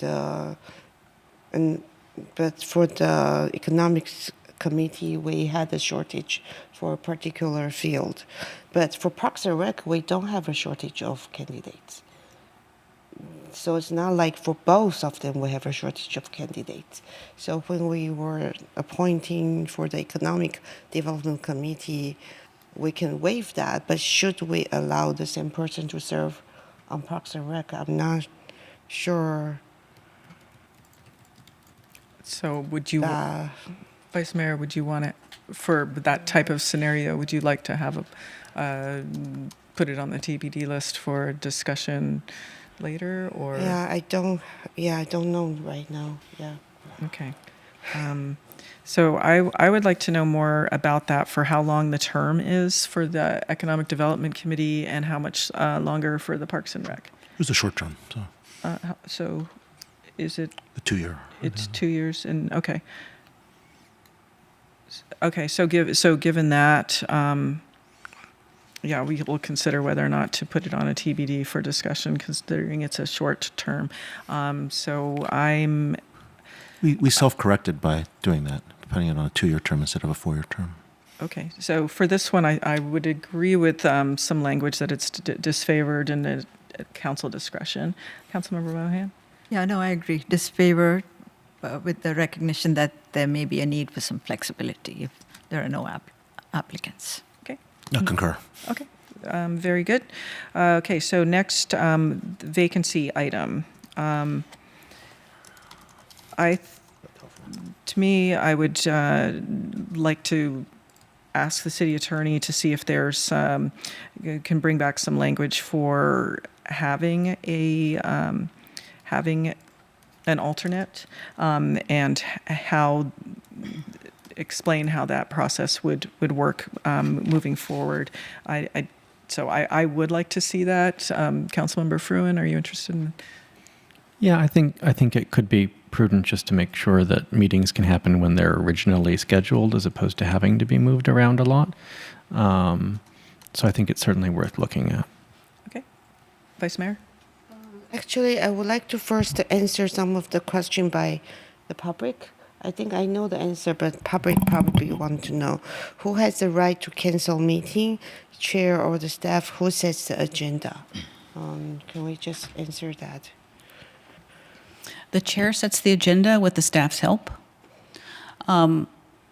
If you're not going to have a quorum, if you know that, then it makes sense to cancel the meeting, and I think the chair would cancel the meeting. I think generally It works with the staff, right? But it always requires the chair's approval. correct. So that's how it works. Through the mayor, it is written in the commissioner's handbook that discusses agenda setting. Each Yeah. commission has a staff liaison responsible for preparing agendas in consultation with the chair. Yeah, but I think we have heard chairs complaining meetings were canceled without consulting with them. But so the chair doesn't have the final say in terms of just consulting. That Correct. The language is consulting in the commissioner's handbook. okay. Then I think there was a question of should we consider both regular and special meeting in the attendance requirement? I just want to find out, would that be a hard thing to do with how things work? Okay, well, let's jump to that when we get to that, because I'm trying to see if we've got an agreement Alternate. on vacancy. Yes, on vacancies and alternates, and having the city attorney provide us with some language on having the alternates in order to fill these meetings where you might not have quorum, and that we only go out for the recruitment if there's a permanent vacation. I think there's pros and cons for that. I don't feel strongly either way. Okay. Yeah. And I'm in support of it. Councilmember Of Mohan? alternate? Oh, Yes, so not change. Oh, to have an to alternate. allow Yeah. alternate. Okay. I'm okay with the city attorney coming back with information. I have no strong preference. Okay, so I think that's direction there. Okay, next is updating the attendance. I kind of like the idea of doing the regular schedule at the start of the year. And if they've moved the meetings, I'm not sure how to word it, but if everybody's agreed upon it on the start of the year, and there's 4 or 5 meetings for a certain committee, then they need to make every effort possible. But if you do have the alternate in place, then you've got it covered too. So, Councilmember Fruin. I think I've weighed in on this one, so yeah. Yeah. But if you have the alternate place in place, that does not solve the problem of attendance requirement, because for a particular member, they will still be missing the regular meeting, or actually, especially since if we adopt the alternate thing, that means we likely will not reschedule a meeting to ensure we have quorum. Then it's more likely people would miss a regular meeting because they couldn't make it. Then should we? So I think that the attendance requirement would be We're going down the line. different. They'll I'm not be hitting the attendance requirement if they're utilizing the alternate in order to fill in for them, and then it'll come back to council, and it'll be our discretion to remove them. Actually, the current, just in terms of removal, current commissioner handbook says, removal is ultimate. It doesn't come to the council. I proposed to add in the council procedures menu, removal comes to the council for final decision, because I think there might be circumstances where we might not want to automatically remove. So, Okay. Oh, and that's something city attorney raised in the staff report. We want to have consistency. Correct. I think that that rule should reside in the Commissioner's Handbook. It was passed by this council to go into the council procedures, but I suggest we either have it in both places, or preferably we move it from the council procedures and we fix the Commissioner's Handbook to say that it's at the discretion of the council. I disagree. I don't think Commissioner's Handbook should have any policy proposal there in there. If there is any policy on how we remove commissioners, it should be in the council procedures manual.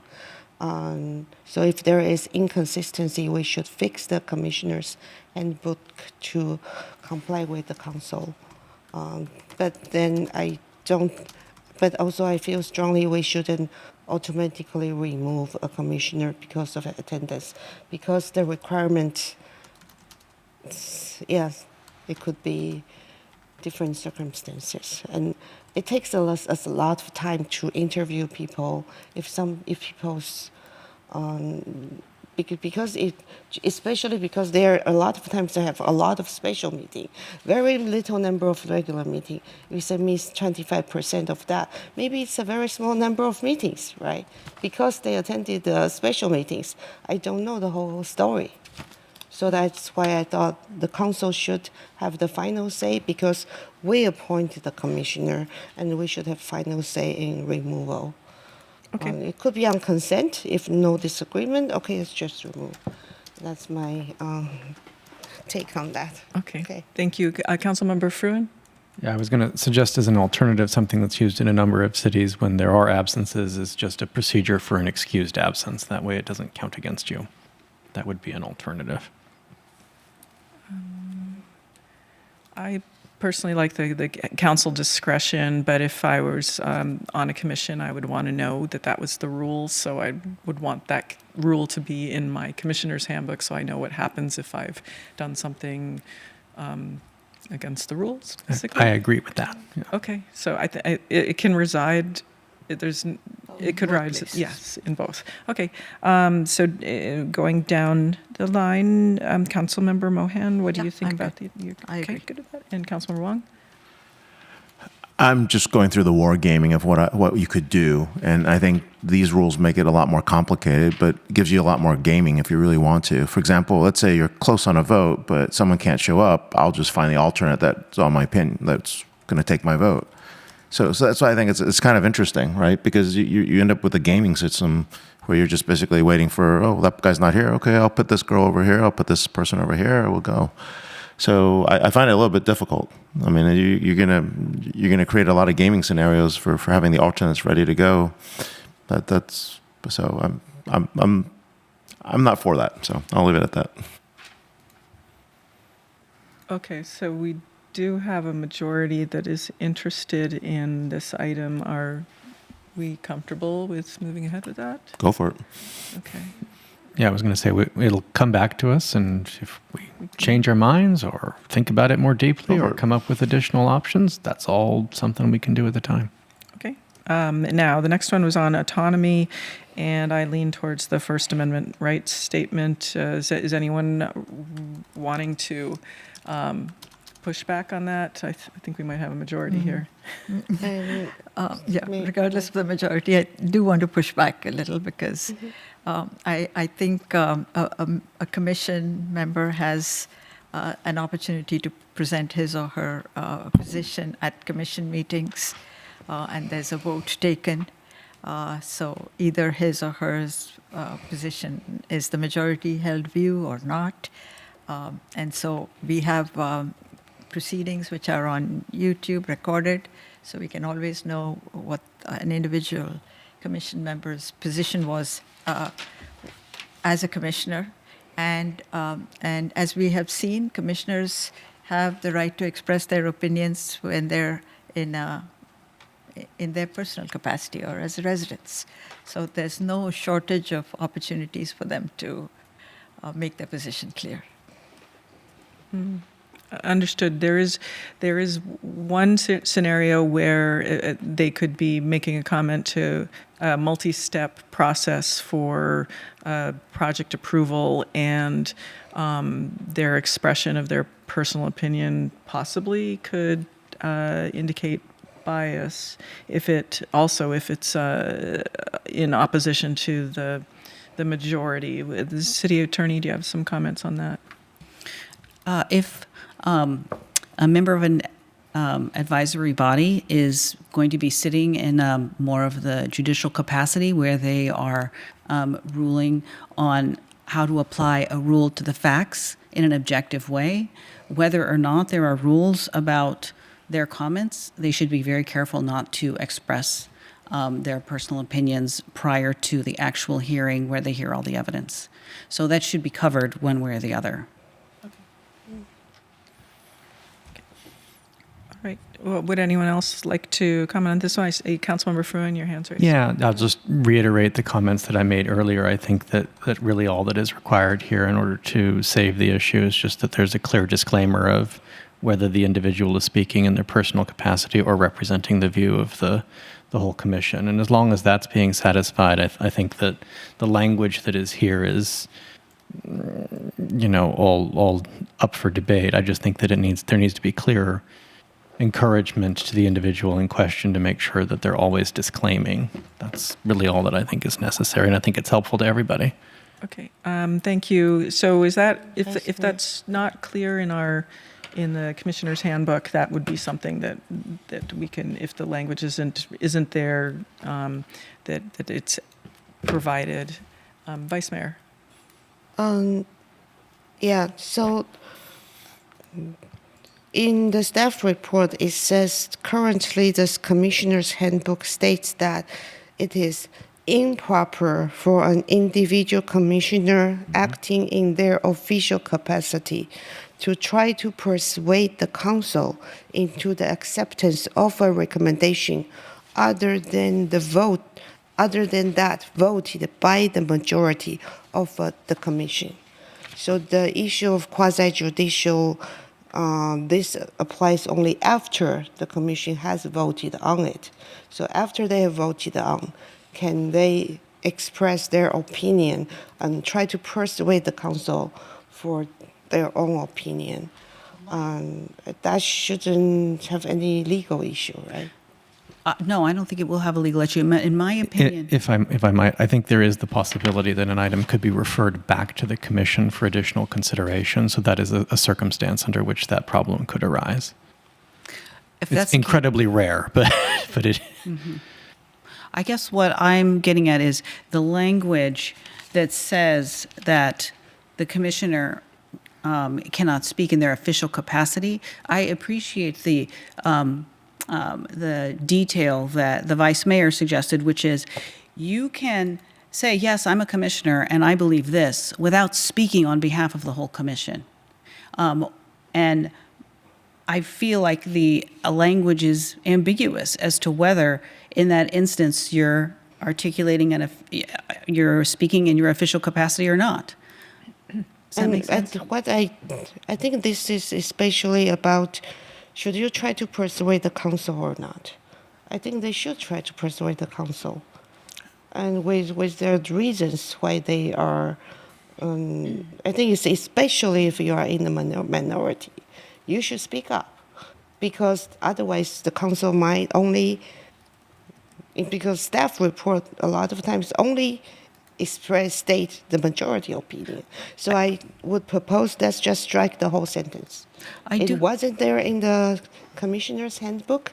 I don't know how it was added there. I didn't like it when we adopted it at the time. I would propose that we just strike the whole sentence. I don't see what's the point of having that there at all. If they want to persuade us, go ahead. I would suggest the language as it currently is written, and I have no opinion whether we should stick with the language or not stick with the language, but I would say that the language would provide the opportunity for the commissioner to speak their mind, just not in their official. But it would discourage them if that's in there. It might, yes. Yeah. and people will get confused and try to not do anything. And people tend to do that.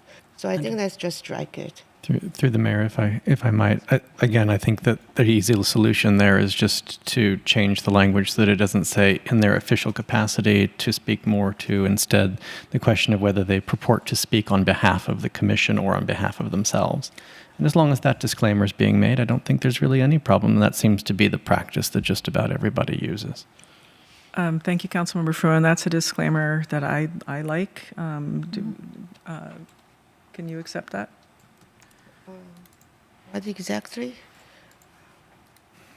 That if we have a commissioner who is lobbying us, let's say, on a particular topic, especially something that has been considered by that specific commission, that they at least disclaim that they are purporting to speak on behalf of the commission unless they're authorized to do so. So they'll do what they usually do, which is to say, I am so-and-so, I am a member of the such and such commission, I'm speaking today on my own behalf, and that should be more than sufficient. Through the mayor. They already do that. I don't see there is any need to have this whole sentence in there. Councilmember Wong. Through the mayor, I would actually agree that in general, Councilmember Fruin is correct.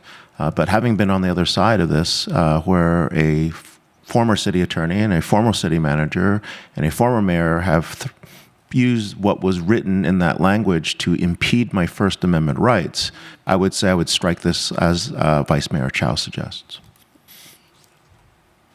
Mayor. Hold on. Councilmember Wong.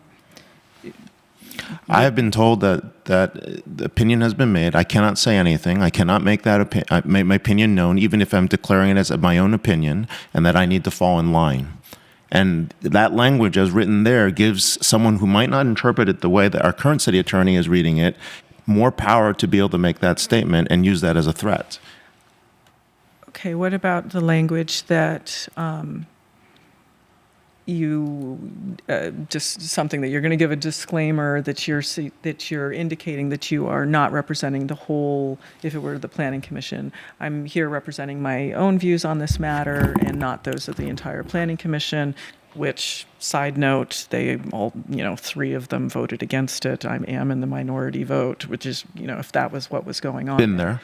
Yeah, but just to acknowledge that, because otherwise, for the commissioners who voted in the opposite way on whatever matter, they now have, if it were the chair, they now have the chair showing up to the council and advocating for something that the group didn't, and I don't think that that's particularly fair. So just simply indicate. You're asking for full disclosure of the vote at the time before they make something? I'm just saying that you just say I'm here representing myself only. We can do that, but I'd agree with the vice mayor that we should just remove that language in the handbook, is what I'm trying to say.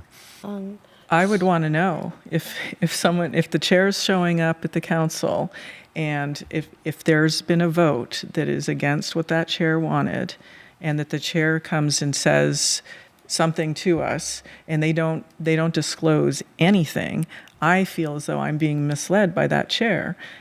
Because they're going to come and advocate for or against an item when their public discussion didn't support what they're advocating for. So to me, I would want to know so I don't, like I said, feel misled about an issue.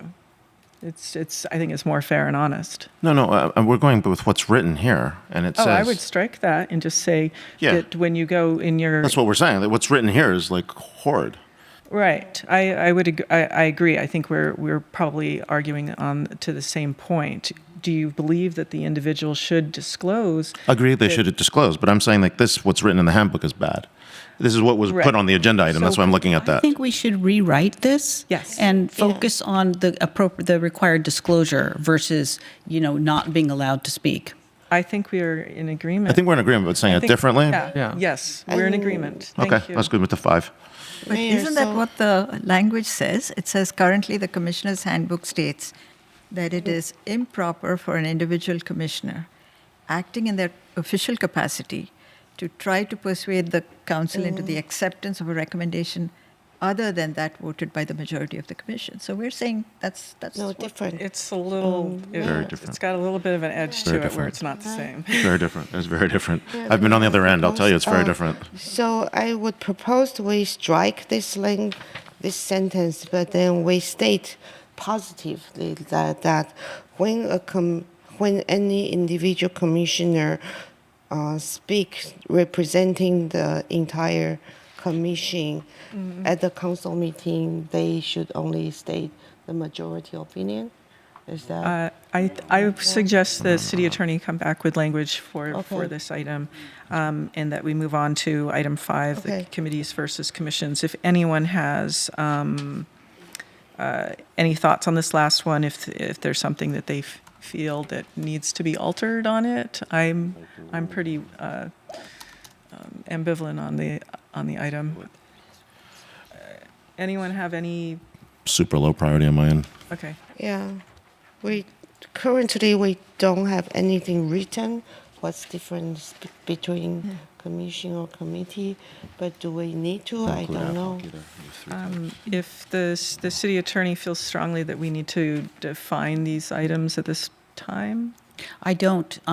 These came from just conversations generally with council members, and that was one that had been brought up. And out of the desire to be complete, I included it at the end.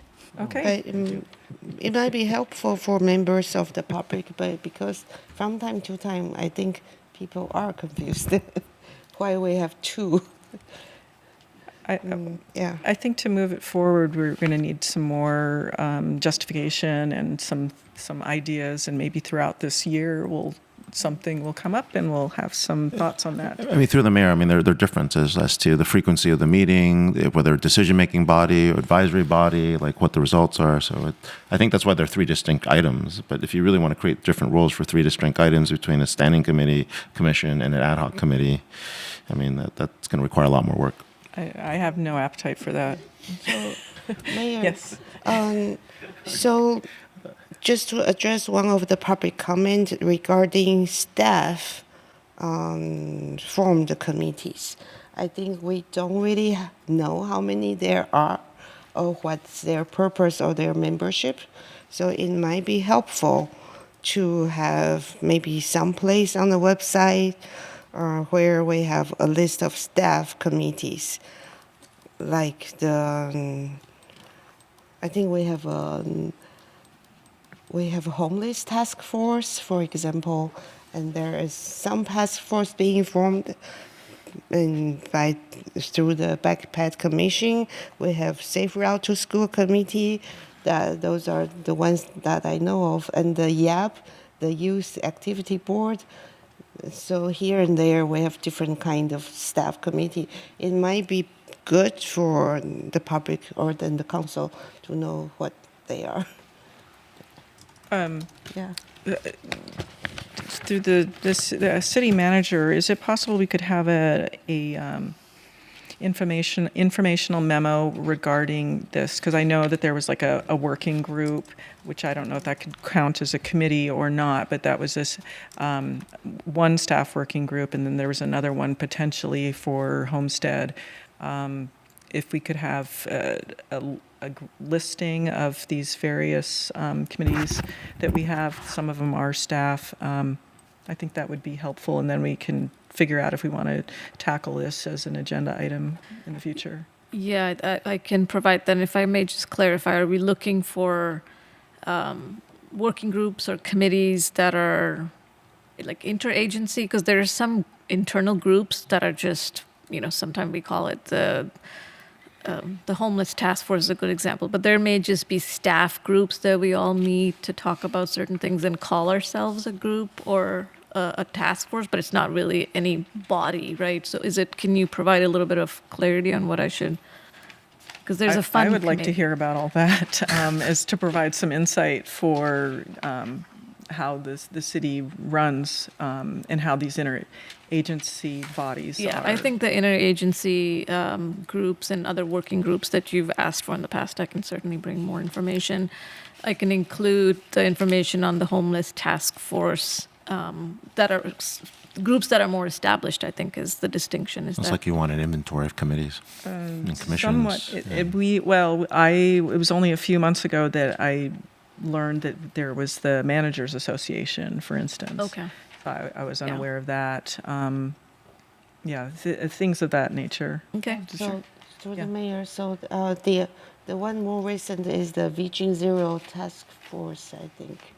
And those are interagency. So do we want information that's only in Cupertino? So it's like Youth Activity Board, which is all in Cupertino. Is that Both. something we want? You want both? Both, So at least yeah. have a to look at, so we know if we want more information. Okay. It also helps, like with the homeless task force, to be able to know who to ask and who might have an answer somewhere. And Yeah, I would say disclaimer: homeless task force is a very informal group of just kind of staff, Yeah. but. perhaps if that's indicated in there. Yeah, I can include That it that. meets infrequently, it's informal, Right. things of that nature. Depending Yes. on the need. Vice Mayor, Mayor, I'm wondering for the interagency ones, perhaps if we could have a page under city manager's page for the interagency groups, if that makes sense. Why don't we start So- with the info memo and then see if that's helpful to council, and then we can look at next steps. Okay. I think we have wrapped up item 4. Okay. I will in just a second. So I think this has been a really excellent discussion. I tried to make it less formal with regards to it being study session items after reading that Palo Alto has a very informal structure for these meetings. So allowing for a little more open conversation. I think it has went very well, and I feel as though everyone got to get their thoughts and opinions out on each of these matters. Vice Mayor. Just question whether you would like the consensus among the council to be on the meeting minutes. Because right now our meeting minutes is only action minutes. So unless we vote, meeting minutes will have nothing. That's a question through the clerk. What's going to be showing up for this direction that we've been provided for these various items? Well, first of all, I don't know that this is agendas for discussion, but we can certainly bring back information. No, I think mean she's for talking this about particular number 4. item, what would be The commission What's in the minutes? for this particular item? I think we can summarize the consensus of the council. Like I know in the previous items you guys kind of discussed like the record for the record conversation, but we can gather your comments and create a consensus and put that in the minutes. I can confirm that we were discussing like how it would be handled because these are study sessions. So the direction and the consensus we heard today, those will be part of the minutes. Okay. Okay. Yeah, thank you. Excellent. And this meeting is adjourned.